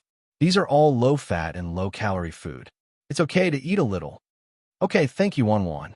Looking at the lovely little maid, Ningxi's tension eased a lot. "Wan, you changed your hairstyle. It's so cute. It suits you very well." "Thank you, Miss Xiaoxi." Wan touched her hair happily and then said hesitantly, "Miss Xiaoxi, you are really nice. In fact, I think you and young master are very compatible. It would be great if you could be our young master's wife. Otherwise, if other scheming women come in, we must be miserable." Ningxi. Why did the little maid start to help her? "Please let her go." Then Wan knocked on the door again and brought her a glass of milk. When the knocking sounded for the third time, she was leaning on the balcony railing to enjoy the wind. Thinking it was Wan again, she directly said, "Please come in." However, when the footsteps got closer and closer, she found something was wrong. Turning around, she saw Lu Tingxiao's face close at hand. Lu Tingxiao. She subconsciously clenched the railing. "What's the matter?" Lu Tingxiao didn't speak, but just stood quietly in front of her and looked at her. The girl in front of him was wearing a long palatial nightgown that reached her ankles. Her hair, which had just been dried and was still slightly damp, fluttered in the night wind. Her cheeks were still red from the evaporation of the steam, and there was a hint of shock and wariness in her bright eyes. Just as Ningxi's scalp was going numb from his stare, Lu Tingxiao finally said, Ningxi. "Huh? Lu Tingxiao, I missed you very much." Ningxi's eyes widened. She almost thought that she was hallucinating. Ahem. Lu Tingxiao reached out his hand and gently picked up a strand of hair beside her ear. His voice was ethereal like the rising cold air in an ice pool. "It seems that I haven't seen you for a long time. It had only been 2 days, okay? Bah, that's not the point." The main point was that Lu Tingxiao said he missed her. He directly said that he missed her. This development wasn't right. She must be hallucinating, right? It must be. However, just as Ning, she kept finding justifiable excuses for Lu Tingxiao's behavior. Lu Tingxiao took a step forward, put one arm around her waist, gently pulled her towards him, and held her in his arms. At the same time, he also put his other arm around her waist, leaned over, and gently buried his head in her neck in an extremely tired and sentimental posture. Ning Shi.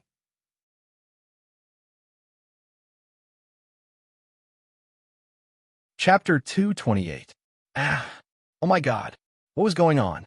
Ning Shi's brain felt like it had been invaded by a virus. Her first reaction when she finally woke up was to push him away.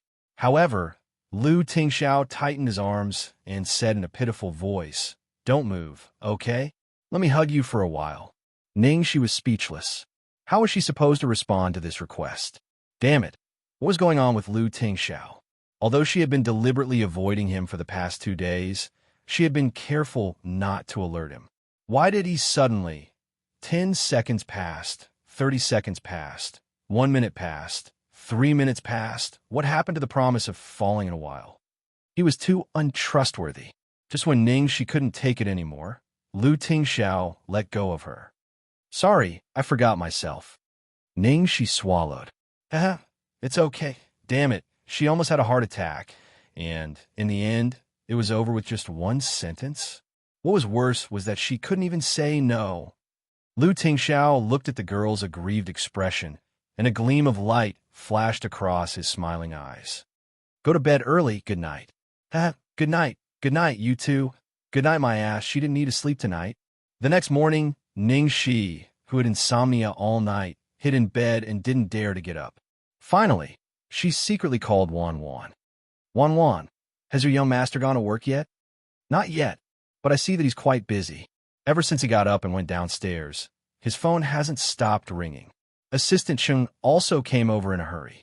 "He seems to be asking when he's leaving. And then young master still hasn't left. He's still downstairs. I don't know what he's waiting for." Ning she was speechless. It looked like she couldn't avoid it. Ning she took several deep breaths and adjusted her mentality. She took out the indestructible mask and went downstairs with a calm and natural expression. Lu Tingxiao was sitting calmly on the sofa, while his special assistant, Chang Feng, was holding a large pile of documents. His face was filled with anxiety, but he didn't dare to rush Lu Tingxiao. Ning she stretched herself as she went downstairs. When she looked at Lu Tingxiao downstairs, she deliberately made a surprised expression. "Hey, Lu Tingxiao, it's so late. Why haven't you gone to work yet?" When Lu Tingxiao heard the girl's voice, he raised his eyes and looked at her.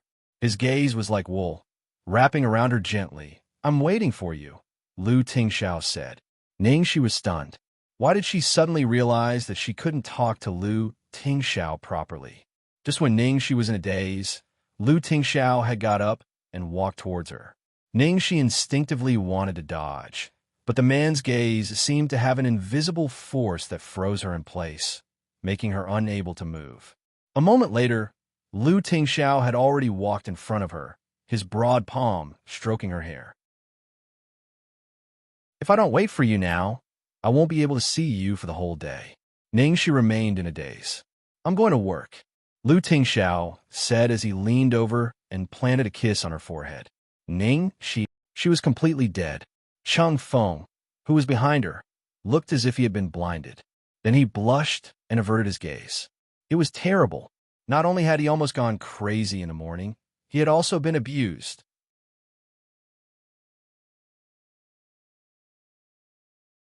Chapter 229. Even after Lu Tingxiao had left for a long time, Ning she was still standing there in a daze.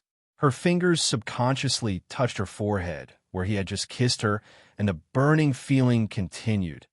Although it was just a kiss on the forehead, and she had even secretly kissed him before, this was the first time they had kissed each other while both of them were sober. At this moment, Ning she finally understood. Lu Tingxiao must have discovered her strategy long ago, so he had changed his strategy. It would have been fine if he had continued to pretend as before, But if he had simply stopped hiding and turned the dark into the light, what would she do? Damn, she was doomed. She really couldn't beat him. If she was really forced to that point, there would only be one result: parting on bad terms, or even worse, Ning. She was flustered when she suddenly felt someone tugging at her trouser leg. She looked down and saw Xiaobao looking up at her. Xiaobao. Ning, she saw a watercolor painting in Xiaobao's hand and said in surprise, "You finished it so quickly?" Xiaobao nodded shyly and then looked at her expectantly. Ningxi's future plans were all about accompanying Xiaobao. She had arranged today's schedule yesterday. She would take Xiaobao to fly a kite, and she would do it herself. After seeing Xiaobao's painting, Ningxi was a little surprised. This is, except for herself and Xiaobao. Xiaobao rarely painted portraits, and there were never people in his landscapes. But this time, Ningxi found that there were 3 people in his painting. There were white clouds floating in the vast sky, and there were 3 people sitting on the clouds, a man and a woman, and a little boy in the middle. It was still an abstract painting, but from the characteristics, Ningxi could still recognize at a glance that the people in the painting were her, Lu Tingxiao, and Xiaobao. Xiaobao had always disliked Lu Tingxiao. Even if he painted, he would only paint her or the 2 of them, and never Lu Tingxiao. This was the first time that Xiaobao had taken Lu Tingxiao with him. Ningxi was slightly stunned, but soon recovered. She took Xiaobao's hand and said, "Let's go and make a kite with him. Grandfather Butler should have prepared the bamboo strips to make the skeleton for us." Xiaobao nodded, but looked a little disappointed. Ningxi accompanied Xiaobao to fly a kite for a whole day, and she even cooked in the evening. For the past 2 days, she had taken Xiaobao out to eat, and they would come back very late. As soon as they came back, they would go into the room. Now it seemed that this trick had failed, and there was no need to continue. She had just finished cooking when Lu Jingli, that fellow's nose was like a dog's. He followed the smell and ran over, wagging his tail. "Wow, it's all my favorite food, sister-in-law. Ba cough cough, Xiao Cici. I've been waiting for you to cook again." Ningxi glanced at Lu Jingli speechlessly. Did this guy just accidentally call her sister-in-law? Go ask your brother to come down for dinner. Oh, okay. Lu Jingli hurriedly ran away. At the same time, his heart was filled with doubts. Just now, he had accidentally let it slip. He was so shocked that he broke out in a cold sweat. Why did Ningxi react? Did he not hear it clearly? At the dining table, Lu Jingli's keen intuition told him that something was wrong with the 2 of them. Something's wrong. Something's wrong. Lu Jingli bit his chopsticks, moved closer to his brother's ear, and whispered, "Brother, did you do something to Xiao Cici? Why does she look so afraid of you? She doesn't even dare to look at you." Chapter 230. Nothing, Lu Tingxiao replied. There was nothing strange on his expressionless face. Is there something wrong with my 6th sense? That's impossible. Lu Jingli scratched his head in confusion. Finally, the meal was over. Ningxi felt that this meal was more tiring than fighting a war. She had to be alert at all times. After the meal, Ningxi immediately stood up to clean up the dishes. "I'm going to wash the dishes." Lu Jingli swept away the last piece of sweet and sour pork ribs on the plate and said with puffed cheeks, "Let me do it." "It's okay, I'll do it."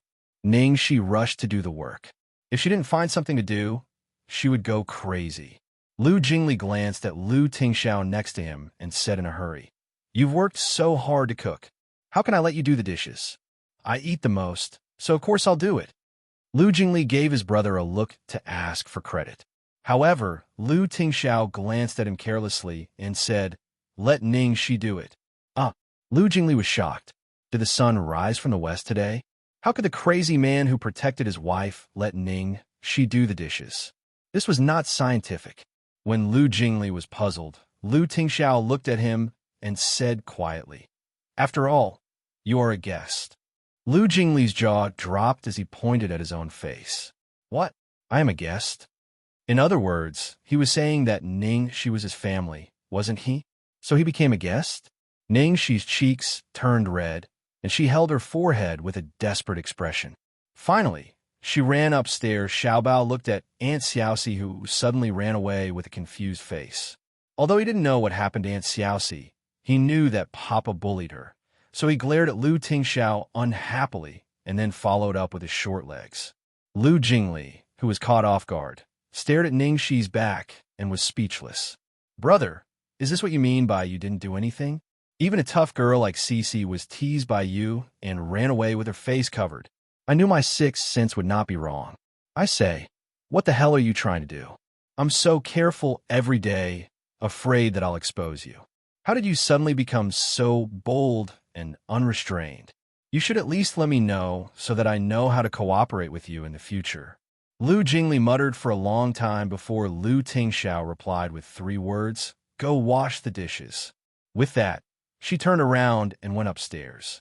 Lu Jingli, he was beaten black and blue and almost vomited blood, but in the end, he was still the one doing the dishes. Using him to throw him away after showing off their affection? Where was humanity?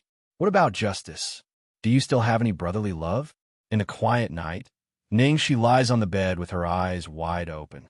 It had already been a few hours, but his heart was still beating at an abnormal rate. What the hell? She was someone who had been through a lot, yet she was so flustered just because of a man's words. She was like a teenage girl who had no love experience at all. She did not dare to imagine what the days ahead would be like. No, she couldn't continue to wait for death like this. At this time, with a click, the clock on the wall pointed to 12 o'clock in the morning. Ningxi got up and began to rummage through the cabinets.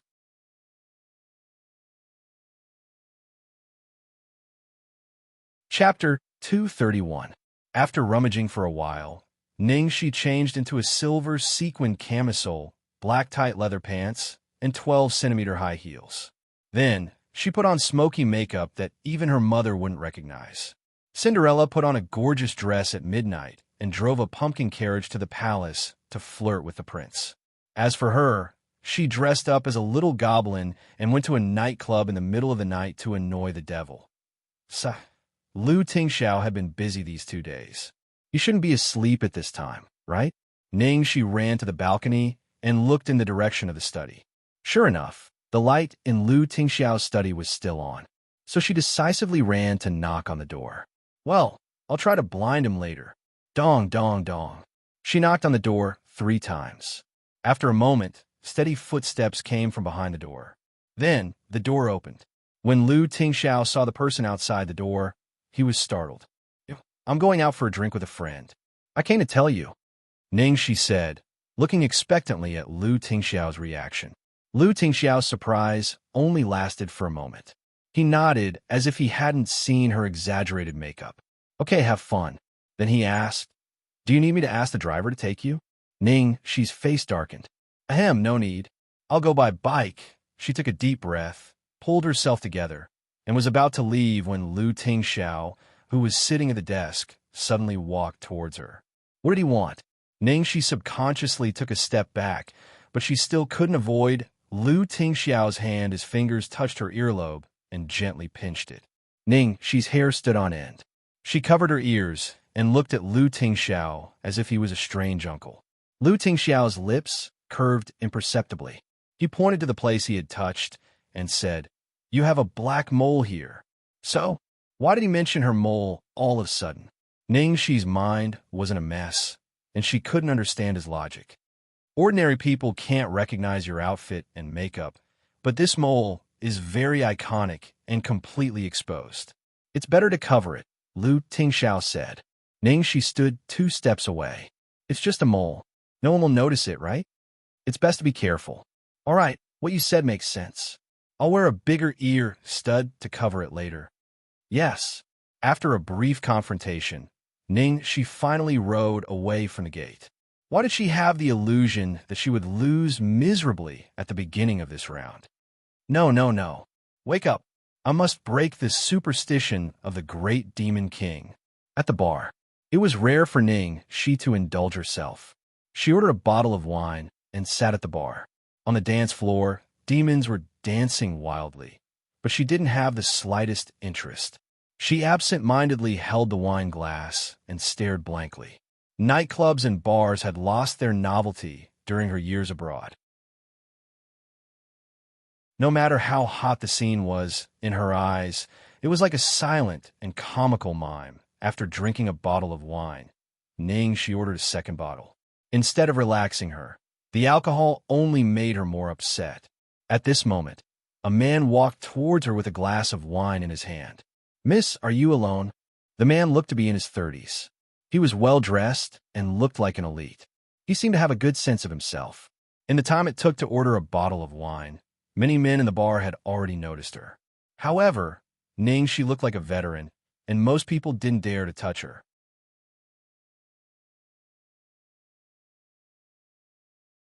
Chapter 232. Ning, she glanced at the man's left ring finger from the corner of her eye. Although he wasn't wearing a wedding ring on his finger, it was obvious that he had taken it off temporarily to pick up girls. "Yes." Ning, she tilted her head and replied lazily. The man's face lit up. "Can I sit down?" "Of course." Ning, she smiled lightly, her eyes carrying an obvious hint. The man couldn't hide the joy on his face. He began to say something cliched. "Are you in a bad mood?" Ning, she sighed. "Yeah, I've fallen out of love." "A beauty like you can fall out of love too? What kind of man doesn't know how lucky he is?" The elite man looked surprised. "I dumped him." "Ahem. Then he must have made you angry." "Yeah, I just came to the nightclub to have sex." "What's wrong with that?" "After he found out, he started a fight with me." "Don't you think it's infuriating?" The elite man finally choked and couldn't speak. Why did he feel that this line was so familiar? He seemed to have said this when he was complaining to his buddies about how his wife fought with him all day. However, he was bewitched by the woman in front of him. He didn't realize that he had been tricked. After 3 rounds of drinks, the two of them left the bar together. "Where are we going? Junlai or Mingzhu?" The elite man asked anxiously. "Why are we going to a hotel? Let's do it here." Ning, she pulled the man into a small alley on the side. The elite man panted excitedly and pressed her against the wall. "Yes, you're right. It's more exciting here." As the two of them spoke, they didn't notice that just 5 steps away from them, a black car without a license plate was quietly parked there like a ghost. Inside the car, no matter how calm Lu Tingxiao was, he was already covered in a thick layer of frost. In the passenger seat, Lu Jingli was already regretting his decision. Because he had a strong premonition that something big would happen tonight, he couldn't fall asleep. As a result, he accidentally saw Ning Shi and his brother leave one after another from the window, so he shamelessly followed them. But he never expected, how could things be this serious? He almost couldn't stand his brother's face anymore. It was so scary that it could stop children from crying at night. Watching the man in the alley touch Ning Shi's waist, Lu Tingxiao's endurance should be broken even if he is an immortal. Lu Jingli could tell that Lu Tingxiao's patience was as thin as a strand of hair. "Brother, are you still not going to make a move?" Lu Tingxiao's voice was as cold as iron. "Wait a little longer." Lu Jingli was anxious. "Look at the time. What are you waiting for? If you don't make a move, you're going to turn green." Although Xiao Cixi has restrained herself a lot in the past 2 years, she still has a bad record. It's not easy for her to learn, but it's very easy for her to become bad again. "Lu Tingxiao, shut up." Just as Lu Jingli closed his eyes and didn't dare to look, a heart-wrenching wail suddenly came from the other side. "What? This sound isn't right." Lu Jingli opened his eyes and saw the man clutching his manhood. He was screaming more miserably than a pig being slaughtered. Then, Ning Shi kicked him again, and the man fell flat on his face. Just as he was about to get up, Ning Shi stepped on his back. His chin hit the ground and blood flowed from his mouth. Lu Jingli couldn't bear to watch and covered his eyes. Sister-in-law is so cruel.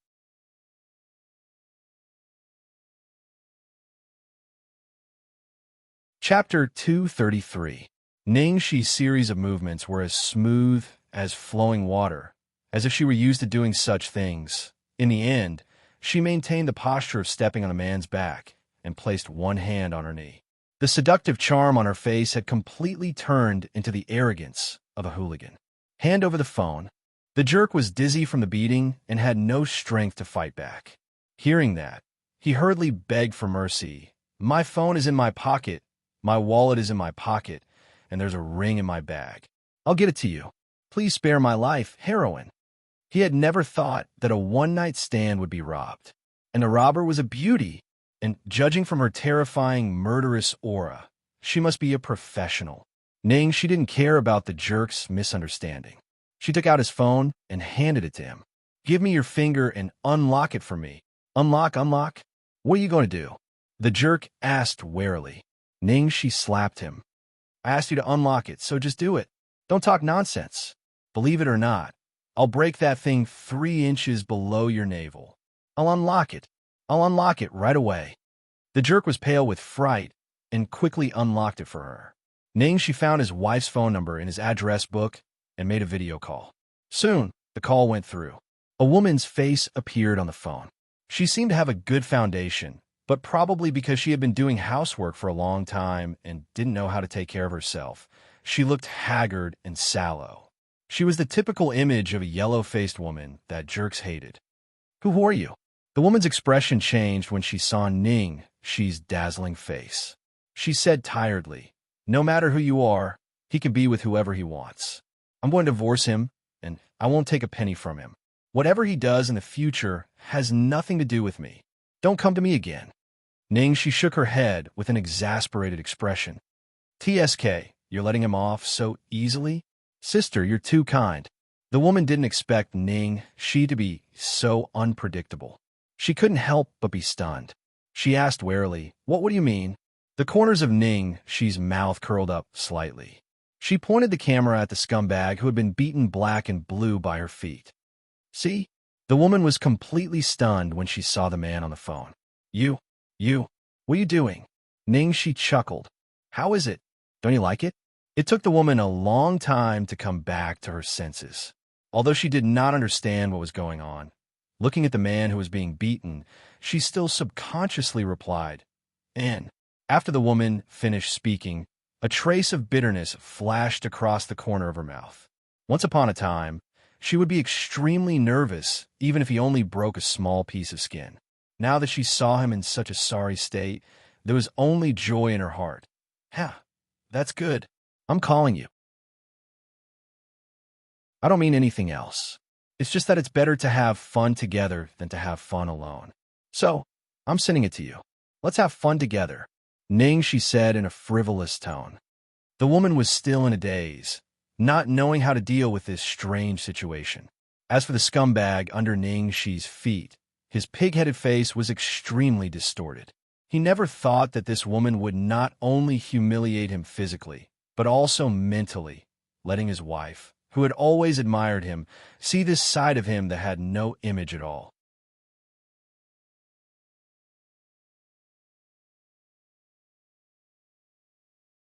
Because at that time, she would bump into Lu Tingxiao in the living room. So, after thinking for a while, Ning, she turned a corner and drove to the west of the city. Half an hour later, she drove to the riverbank. After parking the car, he walked to the soft grass and sat down. She could sober up by the wind. There was another good thing about this place, and that was there were a lot of mosquitoes. Ning, she lay down and muttered to herself, Mosquitoes, mosquitoes, it's time to eat. Come and bite me.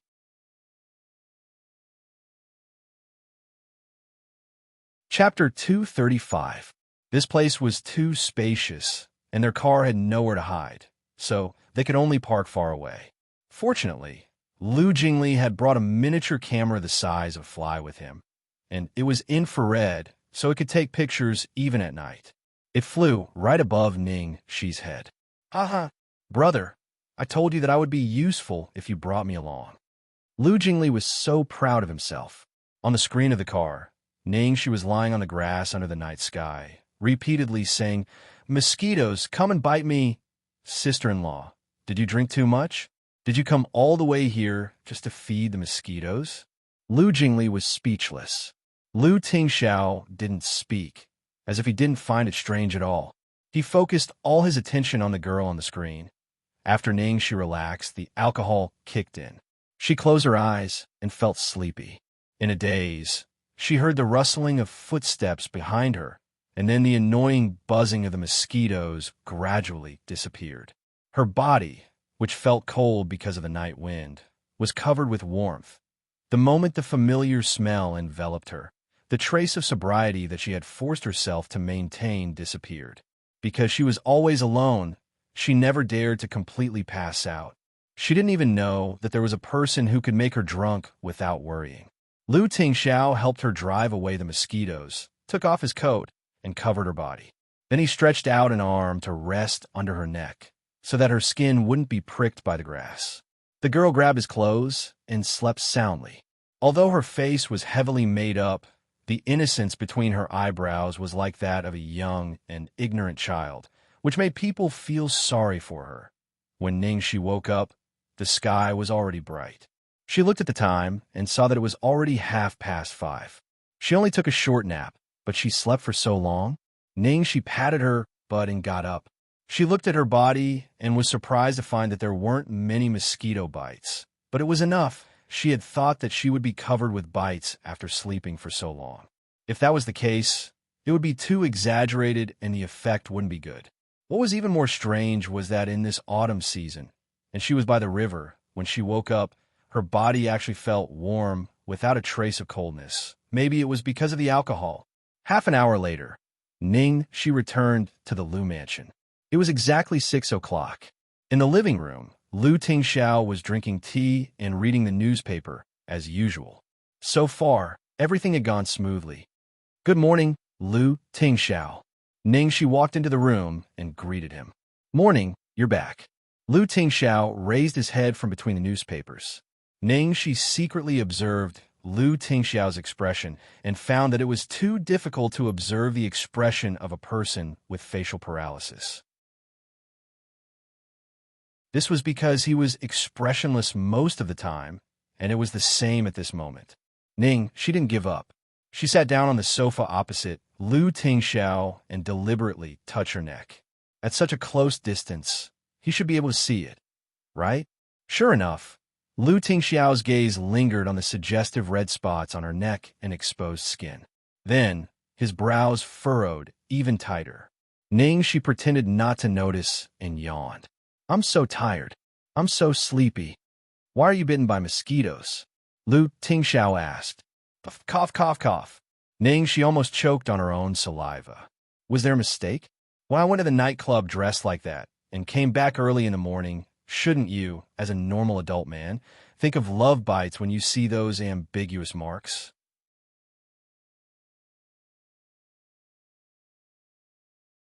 Chapter 236. What kind of mosquito bite was that? She had gone to a bar. A bar? How could it be a mosquito bite?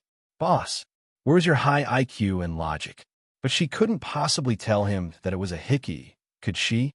It was too strange. Her plan had failed. She was in so much pain that she wanted to die. Just then, Lu Tingxiao put down the newspaper, got up, and took out a small white bottle from the drawer under the TV cabinet. She looked up warily. "Brother, what are you doing now?"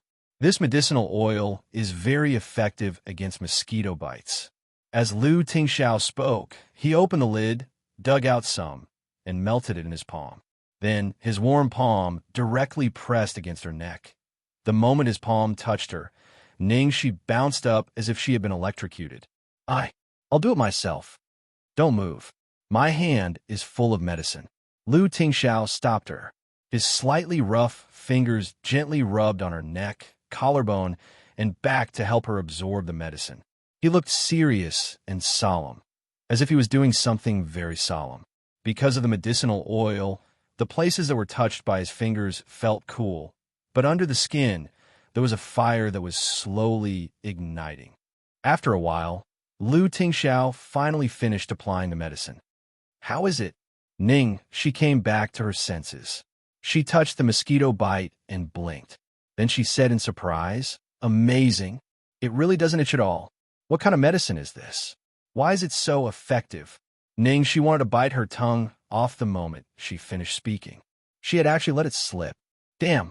It seemed that her previous premonition was absolutely right. She had really failed miserably. She drooped her head pitifully like a defeated kitten and muttered in a dissatisfied tone. "Lu Tingxiao, I drank. It's okay to drink once in a while. I'll help you hide it from Xiaobao. I'm going to the nightclub. Okay. Just be careful. I won't be home at all. Lu Tingxiao, aren't you angry at all? Ning, she was finally angry. Do you want me to be angry? Lu Tingxiao's tone was calm as he gazed at her darkly. Ning, she's eyes widened. She had been outmaneuvered. Lu Tingxiao helped her remove a blade of grass stuck in her hair. I told you before that you can treat this place as your own home. At this point, Lu Tingxiao suddenly paused and then changed the topic. Actually, I don't want you to go to a bar or a nightclub alone late at night because I won't be able to sleep because of worry. However, I still respect your freedom. Ningxi's chest was hit by an arrow, Cupid's arrow. Hee, there was no way to fight this battle. The enemy was a lone wolf. Fong, noodles, crush, press down. After that, Ningxi went to bars for a week, but to no avail. The only effect was, because she had dealt with a few scumbags in a row, almost all the bars in the city had started to be under martial law, and if they saw a beautiful woman, they would be strictly checked. Sigh, everything is going wrong. Ningxi finally calmed down a little. Of course, she didn't forget about business. She continued to play with Xiaobao everywhere, almost playing the entire capital. The biggest gain during this period was that under her company, Xiaobao's personality became more and more cheerful. He was no longer afraid to go out. Except that he still didn't speak and was a little introverted, he was almost like a normal child. That was great.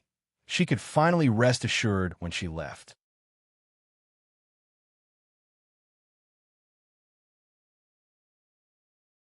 Chapter 237. One morning, Ningxi went downstairs and saw something she hadn't seen for a long time. Little Steam Bun and Big Steam Bun sat opposite each other at the dining table. One had an iceberg face while the other had an iceberg face. The atmosphere was tense. What was going on? The father and son hadn't quarreled for a long time. What's wrong with you two? Ningxi asked suspiciously. Hearing Ningxi's voice, Little Bun immediately hugged her leg as if he had seen his savior. Then he stared at Lu Tingxiao vigilantly, as if Lu Tingxiao was going to sell him out. She hugged Little Bao and comforted him. Then she looked at Lu Tingxiao. Lu Tingxiao, what's going on? Lu Tingxiao looked up. I'm going to send him to my parents' place for a few days. They haven't seen him for a long time, and they miss him. So that's how it is. Ningxi nodded. When Little Bun saw this, she became anxious. Her big, watery eyes quickly became misty. Ningxi's heart softened. She scratched her head and looked at Lu Tingxiao. Is there no other way? Lu Tingxiao glanced at her. Yes, let my parents stay for a few days. Well, send Little Bao over. Ningxi said decisively. Sorry, Little Bun. Annie has no other choice. Little Bao was devastated. He ran upstairs and hid in his room with an expression as if his parents didn't love him. Ningxi laughed dryly. Well, I'll talk to him. Okay. Upstairs, Ningxi knocked on Little Bao's door. Baby, can you open the door for Annie? There was no response from the room. Is he really ignoring me? There was still no response from the room. It seemed that he was really angry. Ningxi sighed. She had no choice but to go downstairs and walk out of the door. Lu Tingxiao said without looking up, Don't climb with your bare hands. Let the butler prepare a ladder for you. Ningxi stumbled and almost fell. Was this guy a roundworm in her stomach? How did he know that she was going to climb the wall and jump over the window? Damn it. These days, she found that Lu Tingxiao knew her better and better. Most of the time, he knew what she was going to do with just a glance or a small movement. 5 minutes later, Ningxi climbed the ladder and successfully jumped into Little Bao's room. As soon as the little fellow saw her, he ran over to her with tears in his eyes. His expression was full of grievance when there was no response from outside the house. He thought that Ningxi really didn't want him anymore. Ningxi's heart ached as she hugged Little Bun. Baby, Annie will always be on your side, but this time, Annie really thinks you should go. Think about it. Your grandparents only have one precious grandson. They clearly like you so much, but in order to accommodate you, they don't dare to come and see you. Xiao Bao's head drooped. After a long while, he picked up the writing board and wrote 2 words together. He wanted Ningxi to go with him. Ningxi coughed awkwardly. I can't. How could she go to Lu Tingxiao's parents at a time like this? Because I'm about to start work. I'm afraid I don't have time. Ning, she found a good excuse and hurriedly coaxed. But I can send you there with your father. Be a good boy. Xiao Bao is already a 5-year-old little boy, and he has improved so much during this period of time. He is getting better and better, more and more powerful. He can definitely do such a small thing, right? Ning, she hugged the little bun, kissed and coaxed it, and spoke softly for almost half an hour. Finally, the little fellow let go.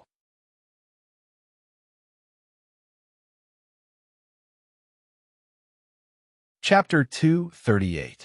The Liu family's mansion was located halfway up the mountain and occupied a large forest. It took more than 20 minutes to drive from the main gate to the house. Lush trees lined both sides of the road, and the scenery was great. It was said that this was where the Dragon Vein was located, a treasured land in the capital. Thanks to Xiao Bao, she had learned a lot. Through the car window, Ning, she saw the Liu family's 2 elders waiting at the door. They looked like ordinary old people who doted on their grandchildren. Ning, she patted Xiao Bao at her arms. Go. Don't forget what Auntie told you. Do your best. Looking at the encouragement and anticipation in Ning Shi's eyes, Xiao Bao nodded with determination and was led out of the car by Lu Tingxiao. When they saw their precious grandson, the 2 elders were pleasantly surprised and quickly went up to him. Old Madame Lu was so emotional that her eyes were wet. She looked at her eldest son resentfully. Brat, we haven't seen Xiao Bao for a few months because of you, but you still can't get my daughter-in-law. Lu Tingxiao coughed lightly, indicating that there was someone in the car behind them. At this distance, Ning, she could still hear them. In fact, Ning, she did hear them. Taking advantage of the fact that the people outside the car could not see the people inside, Ning, she pressed her ear to the window and eavesdropped on them. Then, she happened to hear old Madame Lu's words. Old Madame Lu was excited. Aya, daughter-in-law is here too? Let her get out of the car and let us see her. Mom. Lu Tingxiao looked helpless. She's shy, don't scare her. Ning, she nodded. Yes, I'm shy, don't call me out. Luckily, old Master Lu's words diverted everyone's attention. What is Xiao Bao writing? Old Master Lu asked suspiciously. Old Madame Lu also realized that Xiao Bao was writing something with his head buried in his hands after hearing her husband's words. A moment later, Xiao Bao lifted the writing board and looked at his grandfather and grandmother with his big, black pearl-like eyes. On the writing board, he wrote, Grandpa, Grandma, Xiao Bao misses you very much.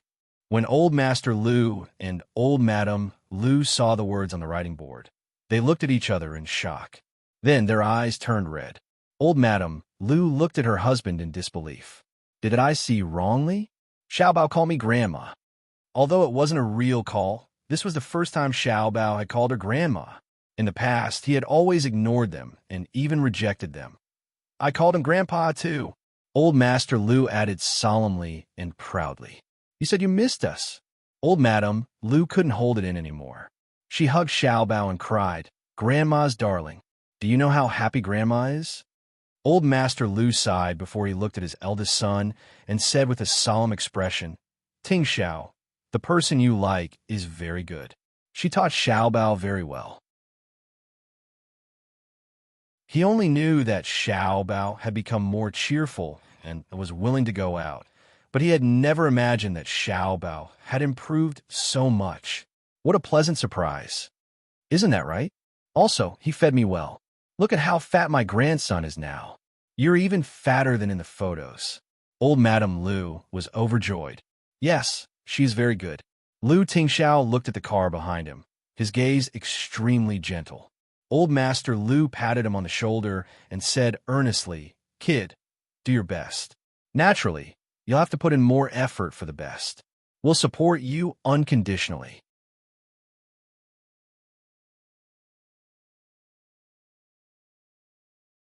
Chapter 239. As far as Old Master Lu and Old Madame Lu were concerned, Lu Tingxiao had already achieved the glorious achievement of every member of the Lu family is assisting.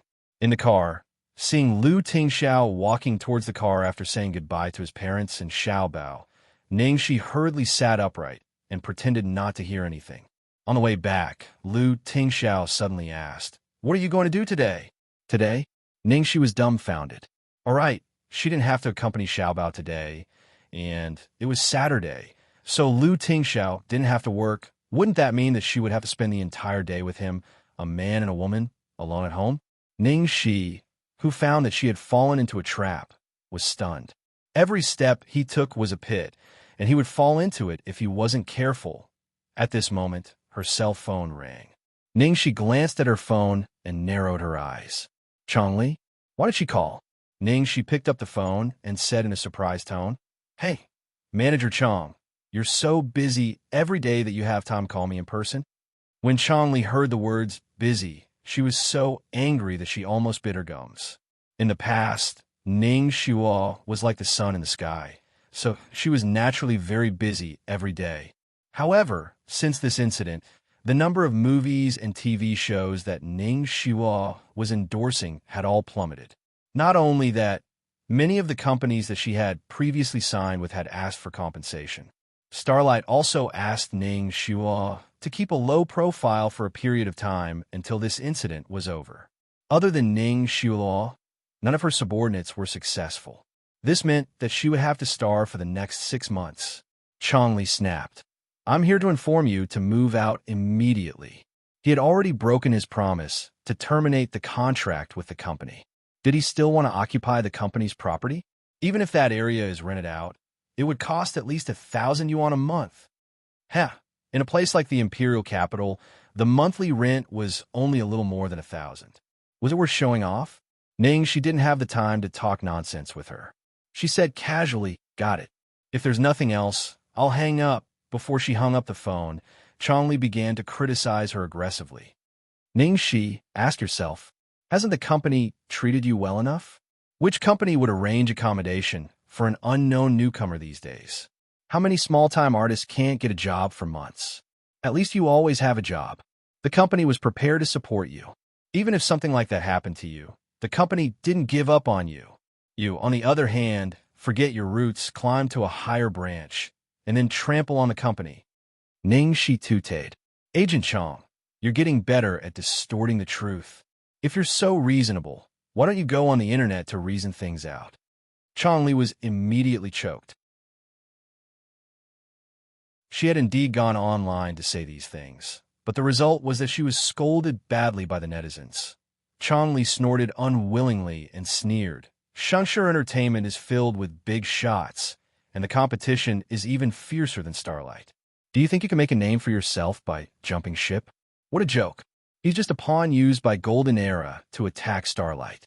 Do you really think that Golden Era thinks highly of you? Don't come crying to me when the time comes. After that, he hung up the phone with a loud bang. Ningxi shrugged and took a look at Lu Tingxiao beside her. Now we have something to do today. What? Just now, Chongli called and said that the house Xinghui arranged for me is going to be taken back. My things are still there, so I have to move.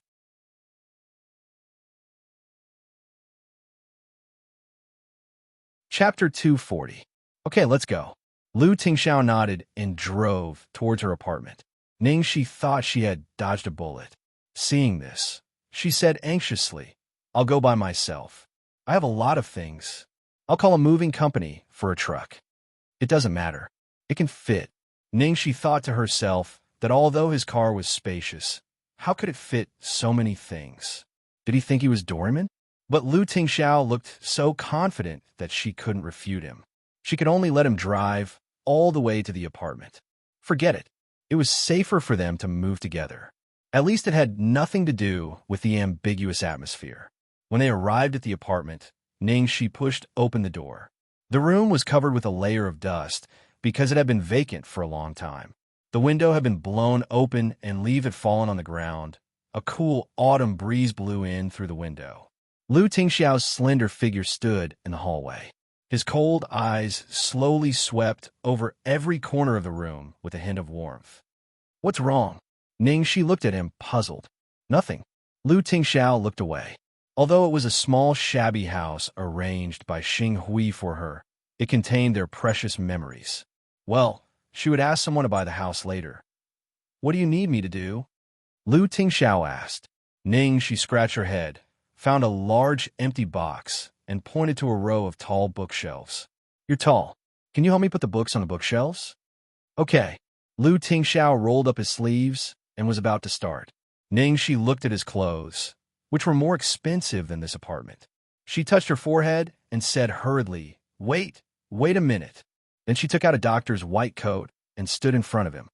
Take off your coat and put on this. It's dust-proof. Lu Tingxiao took off his coat and looked at the white coat in surprise. Where did you get it? The costume. A crew was so poor that they couldn't even afford the costume for the extras, so I bought one for myself. Ning, she said, and put it on him. Fortunately, it's loose. After he finished speaking, he saw that Lu Tingxiao was stunned.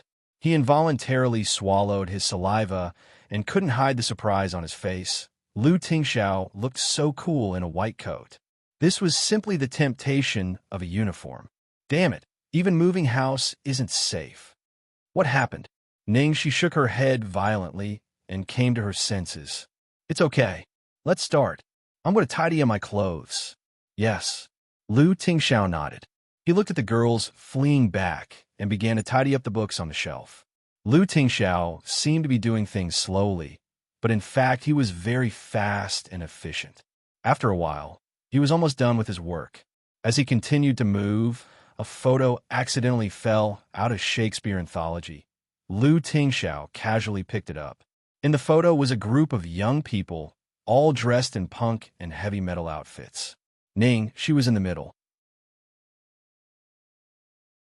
His hair was extremely short, and he was wearing a black motorcycle suit. He had an unbridled smile on his face, and he looked like a handsome boy. Her arm was casually placed on a man's shoulder, and she was talking to him with her head turned. Her posture looked very intimate, and she should be someone very familiar with him. As for the man, because he was turning his head to light the lighter, and the light was dim, it was hard to see his face clearly. Only a blurry profile could be seen.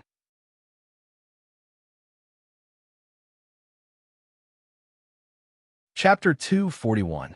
His intuition told him that this person was YS, who Ning, she said, knew he was dangerous, but still believed he would never hurt him. Lu Tingxiao stared at the man's profile for a long time.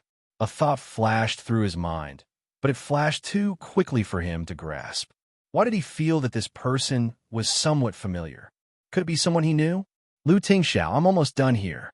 Are you done? Ning, she dragged a large suitcase and turned her head to ask. Well, it's done. Lu Tingxiao put the photo back without batting an eyelid. 10 minutes later, Ning, she stood downstairs with many bags. Then, she finally understood why Lu Tingxiao was so sure that it could fit. A Lincoln limousine was quietly parked there. This inhumane world of the rich.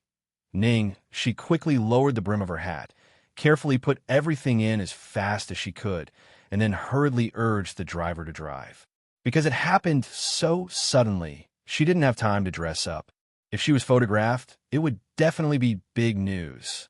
Big Sister Gigi had instructed her to keep a low profile during this period of time, because she had already built up enough momentum. If she continued, it would be too much, and it would easily cause the public to dislike her. Lu Tingxiao seemed to see her worry and said, Don't worry, the reporters will recognize the license plate number. In other words, he would never dare to provoke the owner of this car. All right. She had worried too much. The great Demon King always did things flawlessly. On the way to the new apartment, Lu Tingxiao suddenly called her Ning Shi. Ning Shi, who was absent-mindedly thinking about something, suddenly raised her head. What's wrong? Lu Tingxiao propped up his forehead and looked at her deeply. I seem to remember you saying that if I want to pursue someone, you can teach me. Ning Shi's mind buzzed, and she cursed under her breath. Then she laughed dryly and said, Did I say that? No way. He. I did. He even said that he was guaranteed to teach her. On the day we went to your apartment to get the seasoning, you picked up 2 packages. One of them was a birthday gift from your ex-boyfriend. You said that his way of coaxing girls was too clumsy and that I shouldn't learn it. Lu Tingxiao reminded her of all the details. When Ningxi heard this, she really wanted to slap herself. Who asked you to speak too fast? Who asked you to spout nonsense? He was digging his own grave. Then you have a girl you want to chase now? Ningxi could only bite the bullet and ask. Yes. Lu Tingxiao nodded. His starry eyes looked at her, as if he was looking at the whole world. So teach me. Motherfucker. What the hell was she going to teach? As long as you look at any girl with that kind of gaze, they will scream and pounce on you. What was there to chase? He had no choice. He had to take back what he had said, even if he cried. Ning, she could only cough lightly and put on an expression of ignorance. There's a popular saying on the internet. If she's inexperienced, take her to see the prosperity of the world. If her heart is full of vicissitudes, take her to ride the merry-go-round. The main idea was that they had to find the right medicine. What type of girl do you like? Lu Tingxiao paused as if he was thinking. After a long while, his cold eyes seemed to melt like ice and snow, and a trace of gentleness appeared at the corner of his mouth. She knows the ways of the world, but not the ways of the world. She is wild and unruly, but kind and gentle. She has experienced a lot, but she has always maintained a pure heart. She's the best girl I have ever seen.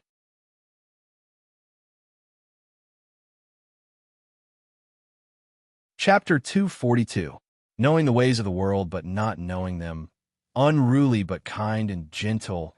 Experience a lot but still maintained a pure and innocent heart. The best girl.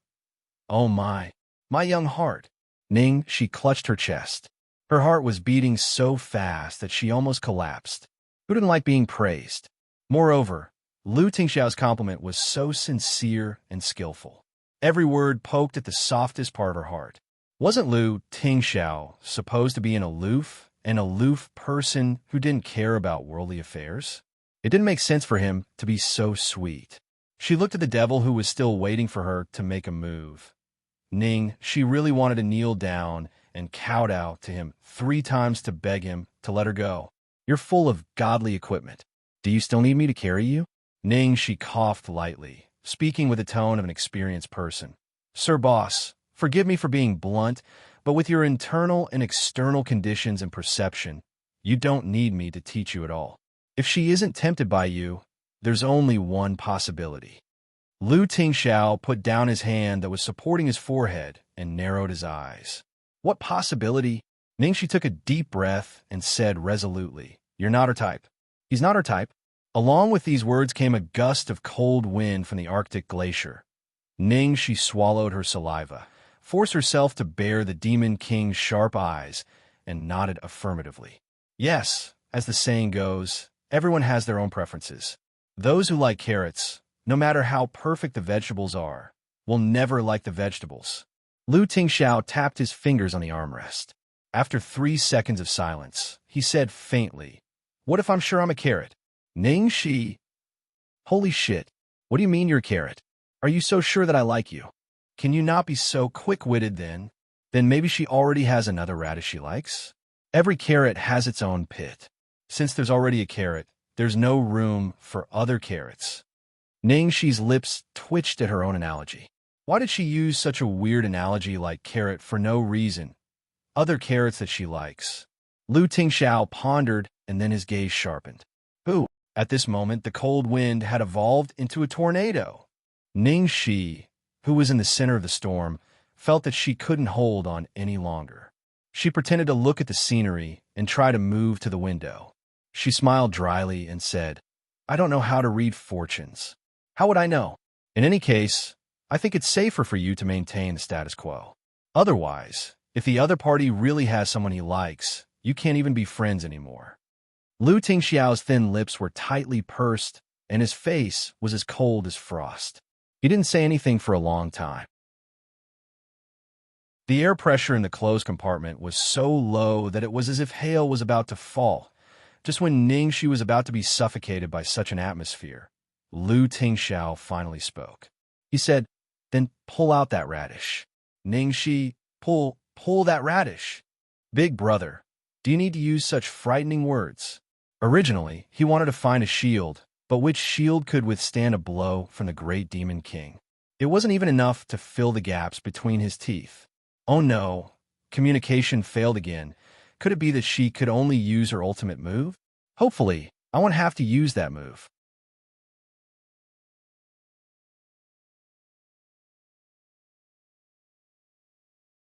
Chapter 243. Ningxi's new apartment was on the 7th floor of Pearl River Imperial View. It had 3 bedrooms and 1 living room. The decoration was simple and comfortable, and behind the balcony was a beautiful view of the river. It was a world of difference from her old apartment. She, Lu Tingxiao, and the chauffeur took 3 trips to move everything up. Looking at the clutter in the room, she wiped her sweat. There's one last bag. I'll go down and get it. Lu Tingxiao nodded. Okay, I'll help you sort it out. Wait, I forgot something. She took out a long black gift box from one of the boxes. What's this? Lu Tingxiao asked. She smiled mysteriously. Use it to coax girls. Downstairs.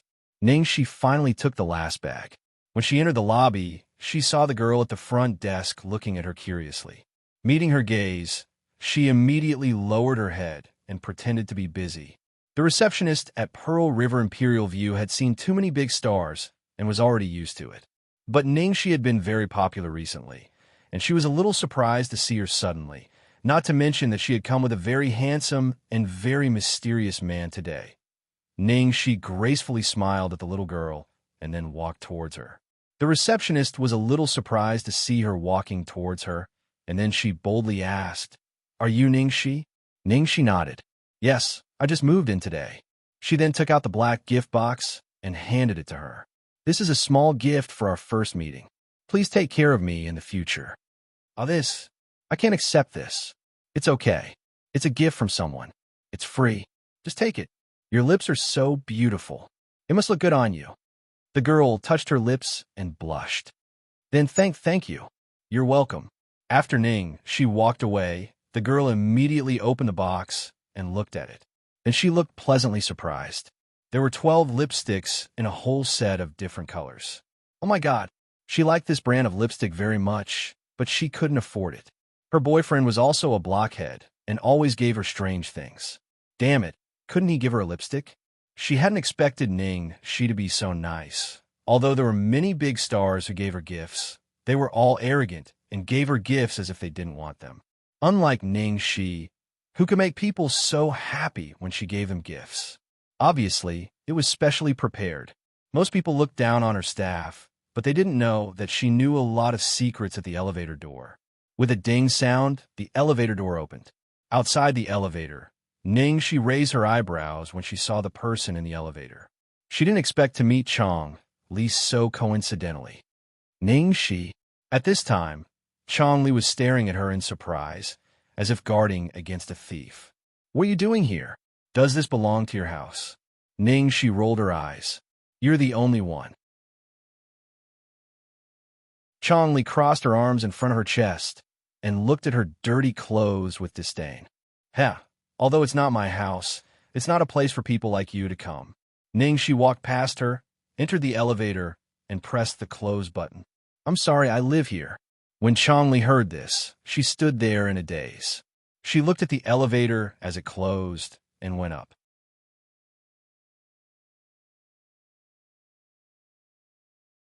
Chapter 244. Ningxi lived here? How is that possible? But she had to swipe a card to enter and exit the estate. How did she get in? Chong Li mumbled to herself as she walked, and finally, she couldn't help but go to the front desk to ask. Xiao Fong, the girl who just went in, is Ningxi? Is she a resident here? Chong Li asked. Xiao Fong said politely, Miss Chong, this is the privacy of the resident. We can't reveal it. You know how strict we are. Chong Li stuffed a shopping cart into her hand without batting an eyelid. Sister, do me a favor. I just want to know if she lives here. It's not a sensitive question. It won't affect you. Xiao Fong glanced at the shopping cart disdainfully. You usually order me around, but now that you have something to ask of me, you finally know how to be nice? He wanted to push it back, but changed his mind. He took the card and said, Yes, she lives here. She registered her information about half a month ago. Chong Li's eyes lit up. Who's the owner? Xiao Fong knew what she was thinking from her expression. He told her the truth. It's registered under the name of Xianxia Entertainment. The company must have arranged the accommodation for her. Chong Li was dumbfounded. What? Are you sure? She had thought that she could catch Ning Shi's weakness, Xiao Fong said confidently. How could I be wrong? That suite is in the best position in the entire Pearl River Imperial View. It faces the Pearl River and has a great view. It was empty until half a month ago, when the staff of Xianxia Entertainment came to renovate the suite. Her information is on the Property Management Information Form. I see. Thank you. Chong Li hurried out with a dark face. Damn it. Was Xianxia Entertainment crazy? How could they give Ning Shi, a newcomer, such good treatment? She recalled what she had said to Ning Shi not long ago. She had said how good the dormitory Xing Hui had arranged for her was a slap to her own face. It seemed that she had to keep a close eye on Ning Shi. She had to find out who was behind this bitch. With Lu Tingxiao's help, Ning Shi finished what should have taken her a whole day in half a day. Seeing everything being tidied up neatly, her mood became better. Ever since she entered Golden Era, she had always felt that it was unreal. Now that she was looking at her future home, she finally felt that it was real. Ning Shi took a new towel to wipe Lu Tingxiao's sweat and thanked him. Thank you for your hard work today. Let me treat you to a meal. In any case, Lu Tingxiao had been busy the whole day helping her move. It was necessary to at least treat him to a meal. Can you eat at home? Lu Tingxiao asked. Ning, she scratched her head. But the stove hasn't been turned on yet. There's nothing there. I'm afraid I can't cook. It's okay. You don't have to do anything. I'm already very tired today. Lu Tingxiao made a phone call and said 2 words to the person on the other end of the phone. Come in. The next second, the doorbell rang. Ning Shi opened the door suspiciously and was startled. 2 rows of people stood in an orderly manner outside the door, all of them wearing the same uniform and carrying all kinds of delicacies in their hands. The young man standing at the front was holding a large bouquet of fresh lilies. Lu Tingxiao walked over with strong steps and took the flowers from the young man's hands. He turned around and presented them to her. This is for you.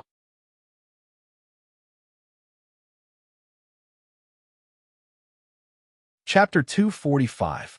Ning Shi blinked her eyes blankly at the large bouquet of white lilies and reflexively took it. Then, the waiters filed in, laid out the tablecloth, and placed the candlesticks. In just 5 minutes, an exquisite candlelit dinner was laid out. Then, they bowed and left in a well-trained manner. So, this was the meaning of whether Lu Tingxiao could eat at home. She thought he was going to cook at home. How naive. Just now, she saw the words Red Restaurant engraved on the waiters' uniforms. Red Restaurant was the most famous private restaurant in B City's aristocratic circle. There was only 1 table every day, and the number of people who ordered had already been queuing until next year. This restaurant also had a rule that they didn't accept orders. You had to eat whatever they made. Such a capricious restaurant. And Lu Tingxiao actually let them deliver food. Ning She looked at the flowers and then at the candlelit dinner. This is clearly the standard for confession. Ning Shi whispered in horror. Lu Tingxiao deliberately sent Xiaobao away today and arranged all this in advance. He even asked her how to woo a girl. Was he really going to? The more she thought about it, the more panicked she became. The next second, her gaze landed on the dessert on the small shelf next to the table. Oh, could there be a proposal ring hidden in the cake? Cough, cough, cough. No way, no way. With Lu Tingxiao's personality, how could he have guessed it so easily? You don't like the dishes? Lu Tingxiao frowned and picked up his phone. I'll ask them to leave and serve again. Ning, she hurriedly waved her hand. No need, no need. It's all my favorite food. What I mean is, I should be the one treating you. Why are you treating me instead? Same. Lu Tingxiao said casually, then pulled out a chair for her like a gentleman. Ahem, thank you. Ning, she had to sit down. She took a closer look at Lu Tingxiao and noticed a detail. Logically speaking, today was his rest day, so he should be wearing casual clothes. But today, he was dressed very formally and for the first time, wore a bow tie. After sitting down, She realized that she was absent-minded and forgot to hold the flowers in her arms. So she hurriedly found a vase and put them in. Do you like it? Lu Tingxiao asked. What? She was stunned. Lily. I quite like it. Well, I think Lily suits you better. She. Was he referring to the meaning of purity, or was he referring to the meaning of harmony for 100 years? Eat. Lu Tingxiao picked up some food for her with his chopsticks. Well, I'll do it myself. In order to cover up her nervousness, she began to bury herself in eating. When her stomach started to fill up, she finally realized that something was wrong. She held the half-eaten cake in her hand and looked at the man opposite her with a frown. Lu Tingxiao didn't eat much. Instead, he opened a bottle of wine and drank by himself. Moreover, the bottle was almost empty. Lu Tingxiao, why are you only drinking? Why are you drinking so much? I didn't even see you eat anything. Ugh. Uffed. When she spoke, she still had a piece of cake in her mouth. As she spoke, she suddenly felt that she had bitten something hard. She hurriedly opened her mouth and spat out. Damn, what the hell is this? My teeth are numb. Ding dong. A shiny ring fell onto the white porcelain plate in front of her.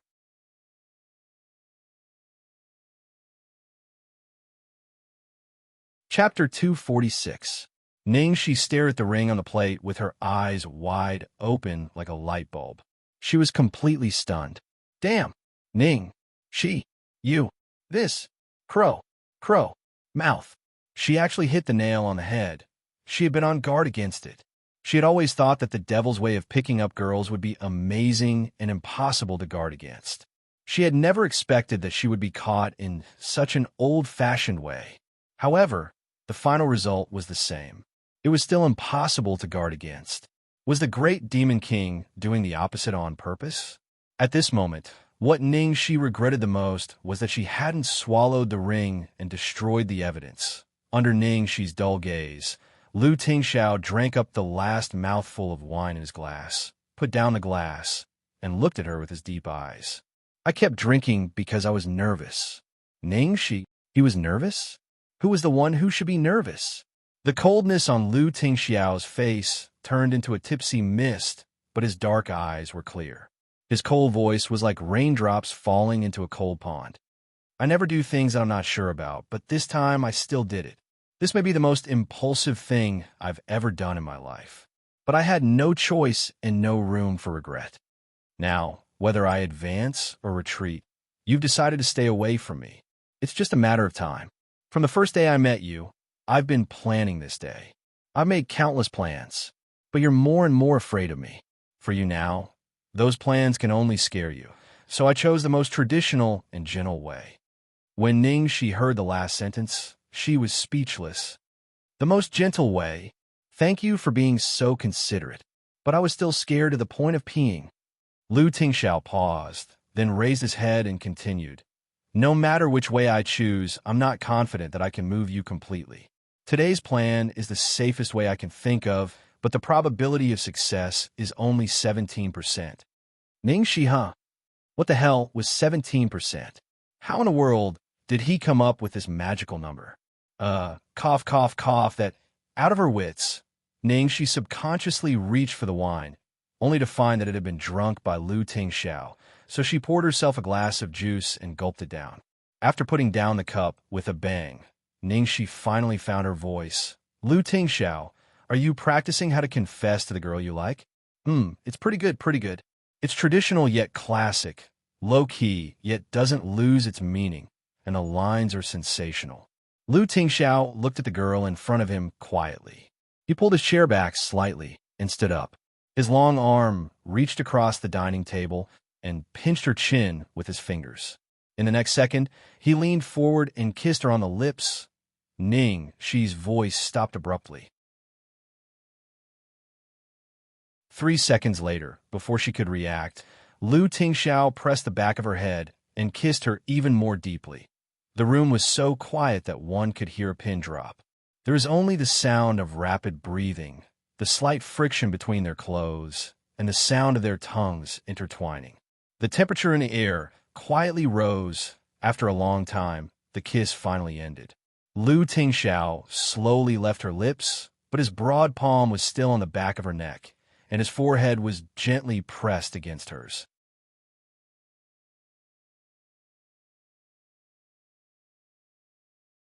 Chapter 247. Ning, she closed her eyes, her eyelashes trembling, her voice a little hoarse. Lu Tingxiao, why don't you listen to me? Not long ago, she had just taught him to maintain the status quo and not to act rashly. In the end, he just turned around and directly proposed to her. What a trap. Teacher leads the way, cultivation depends on oneself. Lu Tingxiao's tone was actually very reasonable. Teacher never taught you to be a hooligan, but this is the only way to let you know that the person I like is teacher. Then you're offending your superior. That must be because teacher is too cute. Lu Tingxiao pressed his forehead against hers, his large palm holding her slender fingers over his heart. His cold eyes at this moment were like a volcano at this moment. His tone was like a bewitching spell. Teacher, be with me. Everything I have is yours. Stop talking. Ningxi's mind was in a mess, especially when he called her teacher. There was a strange sense of shame. She tried to cover her ears, but it was still a step too late. Lu Tingxiao continued, Xiaobao is also yours. Ningxi's pupils suddenly contracted. Lu Tingxiao quietly observed her reaction. Seeing that she was staring at him with her eyes wide open, the corners of his mouth slightly curved up. His palm was like playing with a cat, gently pinching the sensitive, tender flesh on the back of her neck. What's the percentage now? Ningxi covered her face and subconsciously answered, half and half. The moment she finished speaking, she couldn't wait to bite off her tongue. Damn, Lu Tingxiao, you're too shameless. You even use Xiaobao. Xiaobao is my natural advantage. How can you say it's used? Then what about you using your beauty on me? Ningxi was filled with righteous indignation. She wanted to get rid of this position where she was completely under his control, but Lu Tingxiao clearly didn't use any force to hurt her. But no matter how she struggled, she couldn't get rid of him. I used it? Lu Tingxiao said innocently. Fine, fine, fine. You're useless. I'm a lecher. Ugh. Lu Tingxiao. Ningxi was in the midst of her anger when she suddenly felt that something was wrong. Ningxi paled as she held her stomach. My stomach hurts. What does it hurt? Lu Tingxiao's expression immediately became serious. Stomach. I can't take it anymore. It's getting more and more painful. Ningxi's forehead was sweating. What's going on? Why did he suddenly have a stomachache? Is there something wrong with the dish? She coughed lightly. Well, I don't think so. I think maybe I'm bloated. I felt something wrong with my stomach when I drank a large glass of orange juice. Only then did Lu Tingxiao realize that she had almost finished all the dishes on the table, not to mention that she had drunk such a large glass of juice. He said angrily, Ningxi, are you an idiot? Don't you feel bloated after eating so much? Ningxi was even angrier than him. It's all because of you. I was so scared by you that I kept eating to calm myself down. You even drank all the wine by yourself and didn't leave a drop for me. I can only drink orange juice. How dare you scold me? After saying that, he clutched his stomach and howled even more miserably. Lu Tingxiao immediately calmed down and comforted her. It's my fault. I'll send you to the hospital right away.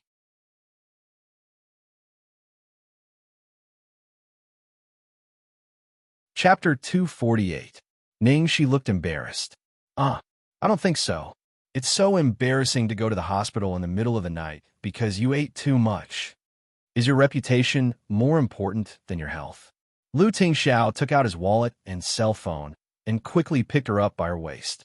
She immediately waved her hand. Ugh. Lu Tingxiao, no. Change positions. You'd better help me walk slowly. This position is more uncomfortable. You? Lu Tingxiao was angry and distressed. He could only put her down and help her walk out carefully. When they arrived at the emergency room, Ningxi's clothes and hair were all wet with sweat. In addition, Ningxi had been covering her belly, and Lu Tingxiao looked as if the sky was about to collapse. A nurse immediately came up to help Ningxi. Are you going to give birth? Hurry, get on the trolley. Ning, she pulled up her mask to avoid being recognized. She then explained with a frown, No, no, sister nurse. I'm too full. The nurse was speechless for a second. She looked down at her belly and found that it was only slightly protruding. She didn't look like a pregnant woman at all. Please go to the left for gastric problems. Thank you. In the middle of the night, Ningxi's diagnosis finally came out after a lot of trouble. Acute gastritis caused by overeating and stress in a short period of time. Lu Tingxiao touched the girl's pale cheek on the hospital bed, his face full of heartache. Does it still hurt? Ningxi nodded bitterly. It hurts, but it's a little better than before. Lu Tingxiao, there's something else. What is it? Tell me.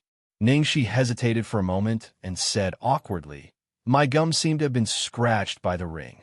I didn't feel it just now, but it hurts so much now. Lu Tingxiao touched his forehead and ruffled her hair, not knowing whether to laugh or cry. Wait for me. I'll buy some medicine for you. Okay. After Lu Tingxiao left, Ningxi let out a long sigh of relief, and then touched her own round belly. She didn't expect her stomach to be so strong at such a critical moment. But the feeling of being full was really uncomfortable. She didn't want to experience it a second time in her life. There was a period of time when she was too busy and did not eat on time for a long period of time. In the end, there was a time when she suddenly had acute gastritis in the middle of the night. The only difference was that at that time, she couldn't get a cab in the middle of the night, so she rode her motorcycle all the way to the hospital. She registered herself, got her medicine, and sat on the cold bench in the corridor to get in 4 drip.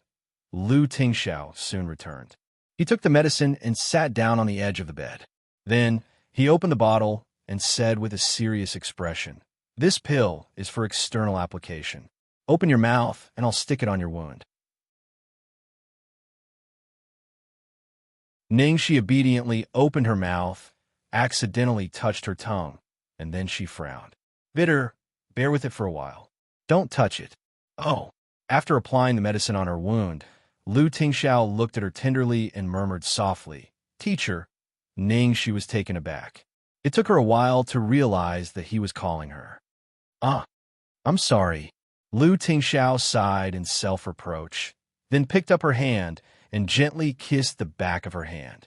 It's all my fault for not being skilled enough to let you get hurt. Ningxi's heart skipped a beat. Oh no. 60%, 61%, 62%, 63%. It's still increasing. Thump, thump, thump. How is it not skilled enough?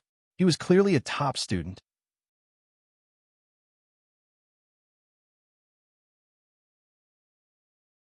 Chapter 249. Ningxi shook her head and quickly ended the dangerous and ambiguous topic of teacher and student. Then she switched to the status of a small employee, raised her hand, and said seriously, Boss, I would like to apply for a period of time without interference. Lu Tingxiao thought for a while and agreed readily. That's approved. How many days do you need? Ningxi looked at her fingers and asked weakly, Well, can it be a year? I'll give you 7 days. Lu Tingxiao ignored her unreasonable request and made the decision. Okay, 7 days it is. Can I stay in the apartment for the time being after I leave the hospital tomorrow? You just promised me no interference. Xiaobao is not at home these days, and I have to go to the company the day after tomorrow. It's better to stay in the apartment. Ningxi tried to explain the reason. Okay. Lu Tingxiao nodded without hesitation. Wow, so easy persuade? She was not used to it when he suddenly stopped teasing her. Ningxi narrowed her eyes and showed a sly expression. She seemed to have found the most effective way to deal with the devil. The trick of injuring oneself to gain sympathy? Was it because the doctor told her not to be too stressed? Sigh. It was because she cared so much that the trick of injuring oneself to gain sympathy was so effective. Thinking of this, the value in her heart suddenly rose to 80%. The next day, fortunately, Ningxi's condition was not serious, and she was discharged from the hospital in the morning. Lu Tingxiao sent her to the apartment as promised. On the way, he went to the supermarket and helped her fill up the fridge. He also ordered takeout for her 3 meals a day and repeatedly reminded her of the recent food precautions. Sitting on the sofa, she saw Lu Tingxiao busy, checking the fridge, and still standing there to see if he had missed anything. She couldn't help but cough lightly. Lu Tingxiao, don't bother. I can take care of myself. Lu Tingxiao turned and walked to her. I'm leaving. Although he said that, he still looked worried, as if she were a 3-year-old who could not take care of herself at all. She tried to calm down. Okay, is there really nothing wrong with your body? No, my stomach doesn't hurt at all. My body recovers very quickly. Well, that's good. Lu Tingxiao's eyes darkened, and he nodded with satisfaction. There was nothing wrong with what he said, but why did she feel like she was being teased? While she was lost in thought, Lu Tingxiao suddenly leaned toward her, but before he could get close, he straightened up and retreated. He reached out and rubbed her head. I won't disturb you. You? Already. Sutra. Fuck. Disturb. Yes. She finally understood that even if this guy didn't do anything, just his existence alone was a kind of interference. After seeing Lu Tingxiao off, she finally relaxed completely. Hugging a pillow, she lay on the sofa in a daze, recalling everything that happened these days. In the end, things still came to this. Although he had a premonition and was prepared, when it really came to this, his mind still went blank and he was completely flustered. She gave herself 0 points for this performance. In fact, her initial plan was to say some decisive words to make Lu Tingxiao give up. However, when she looked at that face, she couldn't say a single word. Instead, her resolute heart began to waver. She was slowly considering changing what she thought was impossible. No wonder there were so many incapable rulers in ancient times. Her beauty was truly misleading.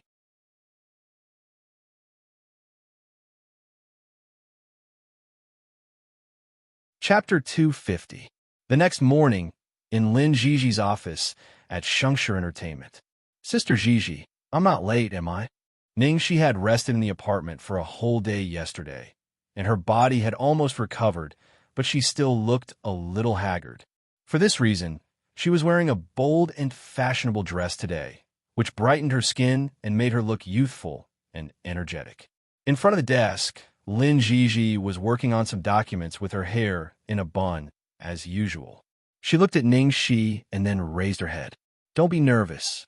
I don't have anything important to tell you today. I just want to show you around the company before we start filming tomorrow. Although you don't spend much time in the company, you still need to know the basic structure of the company. Okay, thank you, Sister Zizi. Let's go. Ningxi nodded and followed her. Under Lin Zizi's guidance, she learned about the various departments of the company and got to know the new colleagues. No matter what they thought, they were all polite to her on the surface. Even if they had a tacit understanding that this was a game between Xianxia and Starlight, and Ningxi was just a way for Xianxia to attack Starlight, it was also an indisputable fact that Xianxia was going to promote Ningxi. No one would look for trouble when Ningxi was in the limelight. TSK, this she is even more beautiful than in the photos. No wonder Second Young Master likes her so much. I have a feeling that as long as her EQ is not too low, she will definitely be popular in the future. That's not necessarily true. Lung Manyun is finally gone. Do you think anyone can tolerate her popularity? Besides, can she get along with Lin Zizi? Doesn't Lin Zizi hate those who use their beauty to get to the top? The company was quite large. Ningxi followed Lin Zizi for more than an hour before they finished the tour. When they were about to go to some of the filming sites and recording studios, they bumped into someone in the corridor. Hey, isn't this our manager, Lin? You finally came out? I thought you were ready to retire from the industry. The woman who spoke was in her 30s. She was dressed in sexy and fashionable clothes, with wavy hair and delicate makeup. She looked even prettier than a celebrity. She often appeared in newspapers and magazines, and Ningxi had seen her from afar several times during filming, so she immediately recognized her as Zhao Meixin. Facing Zhao Meixin's provocative words, Lin Zizi didn't even frown. She said expressionlessly, Sister Meixin, you are still working hard, and we can't fall behind you. You. Zhao Meixin was furious. Ningxi tried hard not to laugh. She thought that Lin Zhizhi looked old-fashioned and serious, but she didn't expect that she had such a sharp tongue.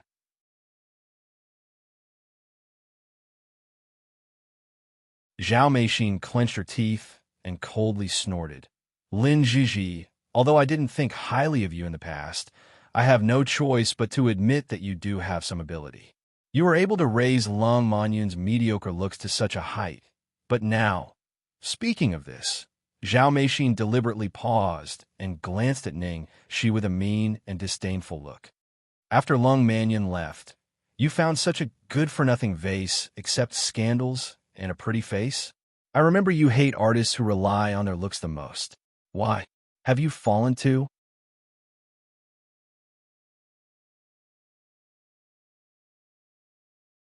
Chapter 251. Ning Shi narrowed her eyes when she heard this. This wasn't the first time she had heard from others that Lin Zhizhi hated artists like her.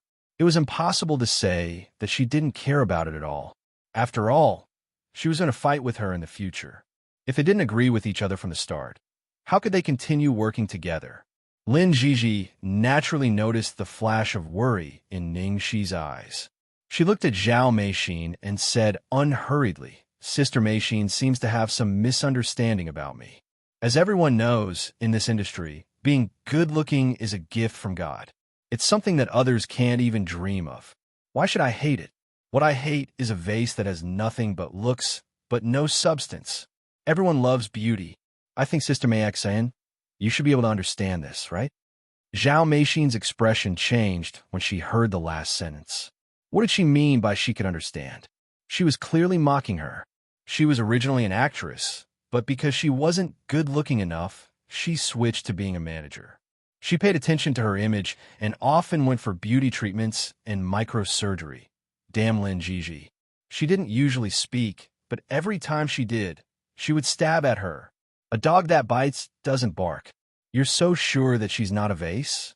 Zhao Meixin sneered. Yes or no? Let the work speak for itself. Sister Meixin can't judge based on appearance. Lin Zhizhi walked past her and left. You? Zhao Meixin stomped her feet in anger. After a short confrontation, Ning Shi's gloominess was swept away, and she skipped happily behind Lin Zhizhi. Sister Zhizhi, you were so handsome just now. It gave me a sense of security. But don't worry, I'm definitely not a vase. Even if I'm a vase, it's at least a blue and white porcelain from the Qing dynasty. Beauty and capability coexist.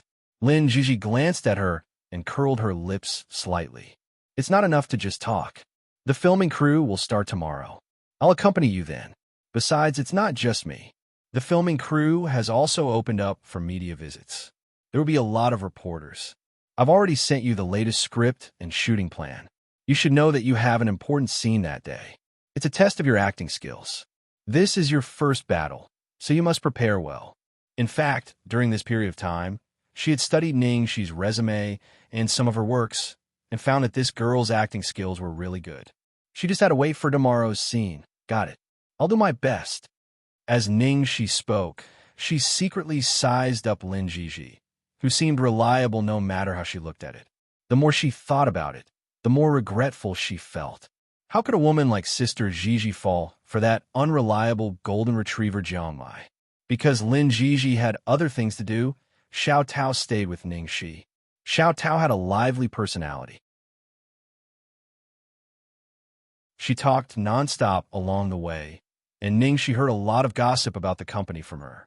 Sigh, now that Sister Mannion is gone, Su Yimo and Zhao Meixin will be the happiest. Now, they have no more competitors. Although Su Yimo was more famous than Sister Mannion, what did she act in? They were all rubbish commercial films. Although Sister Mannion's films were mostly artistic films, she had won so many international awards. Her status was simply crushing hers, all right? There was no other way. Who asked her to have such a strong backing?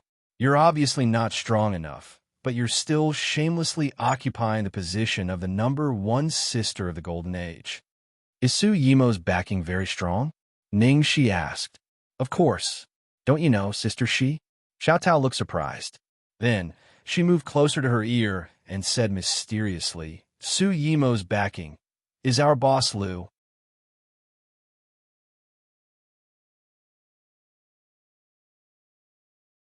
Chapter 252. Of course. Sishi, don't you know? Xiao Tao looked surprised. Then, she moved closer to her ear and said mysteriously, Su Yimo's backer is our boss Lu. Boss Lu? Lu Jingli? Ningxi's first reaction was Lu Jingli. It was clear that Lu Jingli had no integrity in her heart. Xiao Tao shook her head fiercely and pointed up with her finger. She meant Lu Jingli's superior. This time, Ningxi was a little surprised. She raised her eyebrows. Lu Tingxiao?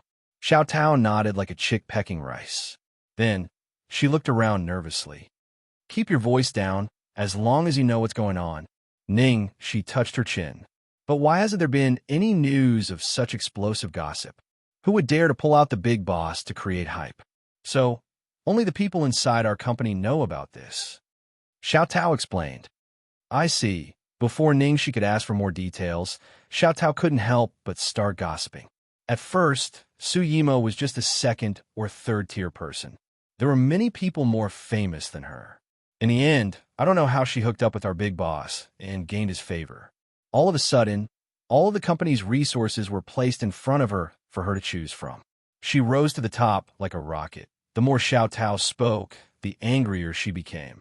She said indignantly, Our sis Mannion worked hard for 10 years to get to where she is today, but she was suppressed by her. It's so unfair. Ningxi listened to Xiao Tao's story and knew that it must be true. She just didn't know what her relationship with Lu Tingxiao was. Although Xiao Tao didn't say it clearly, from her tone, it seemed like they had slept together. However, with Ningxi's understanding of Lu Tingxiao, she naturally wouldn't completely believe Xiao Tao's gossip. Xiao Tao, who was talking nonstop, suddenly realized that it was inappropriate for her to be so arrogant. She hurriedly comforted her. Ahem, but sis Shi, your backer is also very powerful. Our second young master personally poached you. Although Xiao Tao said that, there was actually a hint of disappointment in her tone. She was originally Lung Manyun's assistant. This time, she was transferred to Ning Shi's side with Lin Jiji. In the past, when she was with Lung Manyun, she was respected wherever she went. But compared to Lung Manyun, Ning Shi was just a newcomer. As Ning Shi's assistant, she couldn't help but feel a little unbalanced when she thought that she would have to bow down to Su Yimo's agent and assistant in the future. How could Ning Shi not see the disappointment on Xiao Tao's face? However, Xiao Tao's reaction was understandable, so she didn't take it to heart. However, she couldn't just let Su Yimo's problem go. After all, this was a crucial 7 days for her, and any small detail could affect her decision. So she didn't waste time guessing. She directly took out her mobile phone and sent a WeChat message to Lu Tingxiao. What is your relationship with Su Yimo? At the same time, at the Lu group. In the conference room, Lu Tingxiao was in the middle of a meeting. Suddenly, his phone rang. Lu Tingxiao continued to listen to his subordinate's report while he casually opened it. Then, all of his subordinates in the room saw a scene that was rarely seen in 1,000 years. Their boss, who almost never smiled in the company, actually looked at his phone, and his brows slowly relaxed. Then, he let out a low laugh.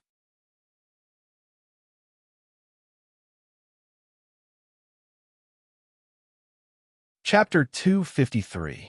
The meeting is adjourned. Lu Tingxiao walked out of the conference room with his phone. Ningxi was waiting for Lu Tingxiao's reply, but she didn't expect him to call her back directly, which startled her. Thus, Ningxi informed Xiao Tao and quickly found an empty corner to answer the phone. Hello, I saw your message. Lu Tingxiao sounded like he was in a good mood. Ningxi scratched the tiles on the wall with her nails. Oh, she didn't think much of it when she sent the message, but why did she feel that something was wrong now? Are you jealous? Lu Tingxiao's deep and hoarse voice came from the other end. Cough, cough, cough. She coughed violently and said angrily, Who's jealous?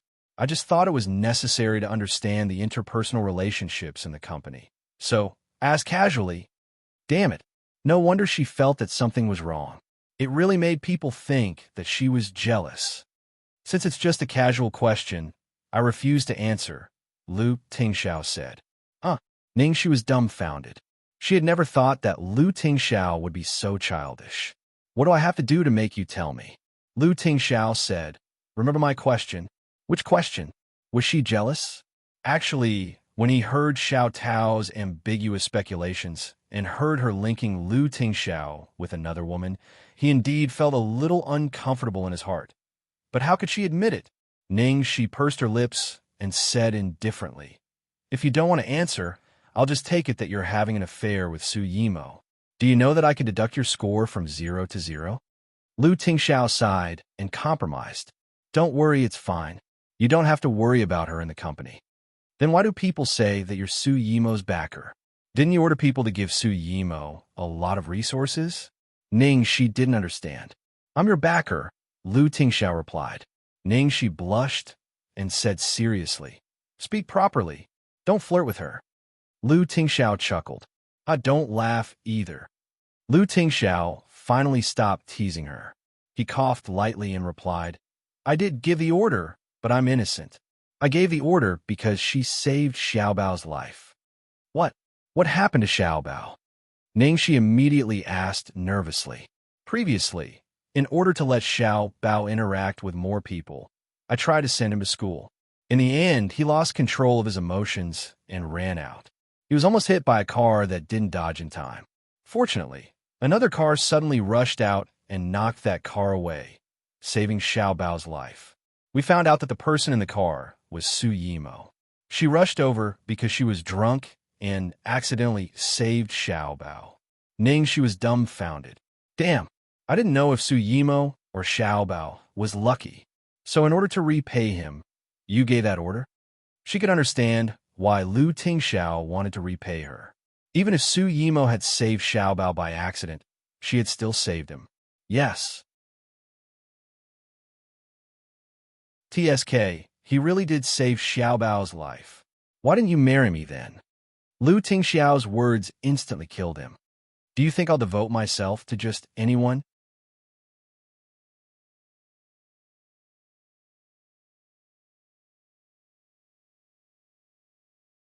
Chapter 254. As if that wasn't enough, Lu Tingxiao mercilessly added, How many points do you have now? I can't tell you. Do you think I'm stupid? I'm hanging up. My assistant is still waiting for me. She quickly hung up. What a sad day. She really shouldn't have had any contact with Lu Tingxiao. On the other side, Lu Tingxiao had just called Ningxi. Before the smile on his face faded away, a big face suddenly came over and said in a resentful tone, Brother, tell me the truth. Are you hiding something from me? Lu Tingxiao didn't deny it and raised his eyebrows. Is it obvious? Lu Jingli was so shocked that he almost rolled on the ground. Oh, you're hiding something from me. I'm your brother, your most capable assistant, your sweetheart. You're hiding something from me. Aren't you very good at guessing? Hey, I'm just guessing. Lu Jingli paced back and forth in the room. 3 minutes later, he suddenly stopped and looked at him. The day before yesterday, you deliberately sent Xiaobao away. At that time, there were only 2 days before she started work. In order to catch up, she would be very busy, which meant that you didn't have much time left. So you must have done something big in these 2 days. Something big. Is it a confession? Lu Tingxiao said, Go on. It seemed that he had guessed correctly. Lu Jingli's eyes lit up, and he continued to speculate. What about the result of the confession? It probably didn't work out. Otherwise, how could you still be in the company now? You must be in bed. Lu Tingxiao. Finally, Lu Jingli snapped his fingers and came to a conclusion in a confident tone. There is only one truth. You confessed. Little Cece didn't say yes, but she didn't reject you either. She's considering it. And the possibility of her giving you a positive answer is very high. That's why you're in such a good mood. Lu Tingxiao looked at his brother's spirited expression, and there was an imperceptible softness in the corner of his mouth. He was cold by nature and was not good at getting along with other people. Even his relationship with his biological parents was very weak. Only this younger brother of his was avoided and feared by others. Only this younger brother of his was always around him. His face was always cold, but he never cared, nor was he angry.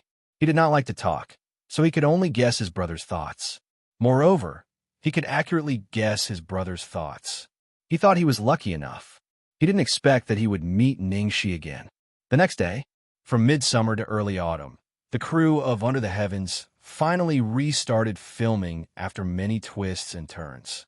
Because of the change of the script, Ning Shuo and Zhao Xizhou's scenes were cut a lot.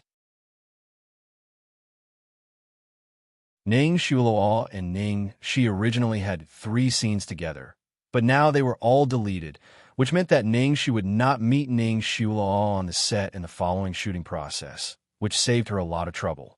She could finally concentrate on shooting. Today, they were going to shoot 2 important scenes between Ning Shi and Jiang Mai. Not only did Ning Shi's agent, Lin Jiji, come, but Jiang Mai's agent, Lei Ming, also came in person. It could be seen how important these 2 scenes were. Ning Shi and Jiang Mai arrived almost at the same time. "Hello, Senior Marshal Brother Jiang." Ning Shi greeted him sweetly and cleverly changed the way she addressed him from Senior Jiang to Senior Marshal Brother Jiang. "And hello, Junior Sister." Looking at Ning Shi's obedient look, Jiang Mai shivered and got goosebumps. Then he inadvertently glanced at Lin Jiji, who was standing beside Ning Shi.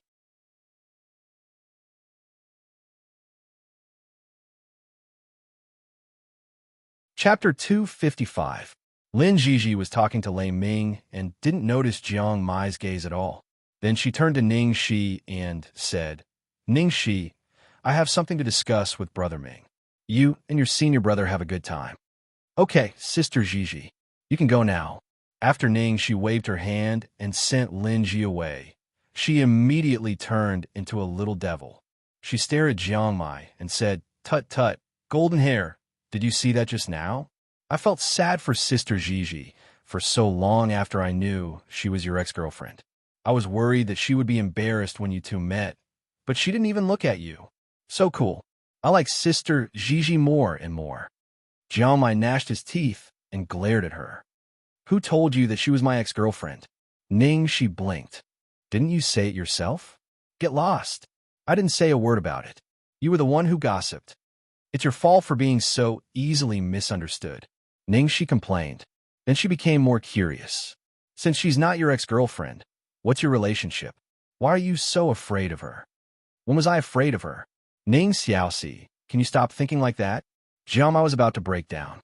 In order to get information out of him, Ning Shi softened her voice and comforted him. Okay, I won't think too much. Tell me, what's going on?" "What else could it be? It's just that she used to be my manager." Jiang Mai flipped through the script and said impatiently. Ning Shi's eyes widened in surprise. "No way. Sister Jiji used to be your manager? She used to be your manager?" Jiang Mai rolled his eyes at her. "What's wrong? Can't I?" "What kind of expression was that?" Ning Shi shook her head and sighed. "She's even more pitiful than being your ex-girlfriend." Everyone in the industry knew how wild Jiang Mai was. None of his assistants worked for more than a week. Lei Ming's agent hadn't been replaced for such a long time. Although Lei Ming was burly and strong and looked a little fierce, he had a very good character and was very patient. That was why he could stay with Jiang Mai for so long. After knowing that Lin Jiji and Jiang Mai didn't have that kind of relationship, Ning Shi was relieved. Otherwise, this triangle relationship would be really awkward. At this time, Xiao Tao directed someone to move a super luxurious recliner over. "Sister Shi, you can sit here." In the crew, this kind of reclining chair could only be enjoyed by one woman, one man, one woman, or those actors with high status. Ning Shi used to squat in the corner and sit on a small stool, or at most a chair. She didn't expect that one day she would have such a treatment. "Thank you, Xiao Tao." Ning Shi thanked her. Although Xiao Tao had always felt that it was a pity that Lung Manyun had left the industry and wasn't too satisfied with her current assignment, she was still quite diligent when it came to work. "Do you want to rehearse?" Ning Shi raised the script and asked, resolutely carrying out her manager's order. "Right my ass. I didn't sleep at all last night. I need to catch up on sleep. Don't disturb me," Jiang Mai said, and covered his face with the script and fell asleep. Ning Shi silently lit a candle for Lei Ming and then rejoiced for Lin Jiji. Fortunately, she had escaped from the abyss of suffering. You're tuning in to the Eternal Immortal Ballad YouTube channel. Don't forget to subscribe and join us on this journey to catch the most captivating stories.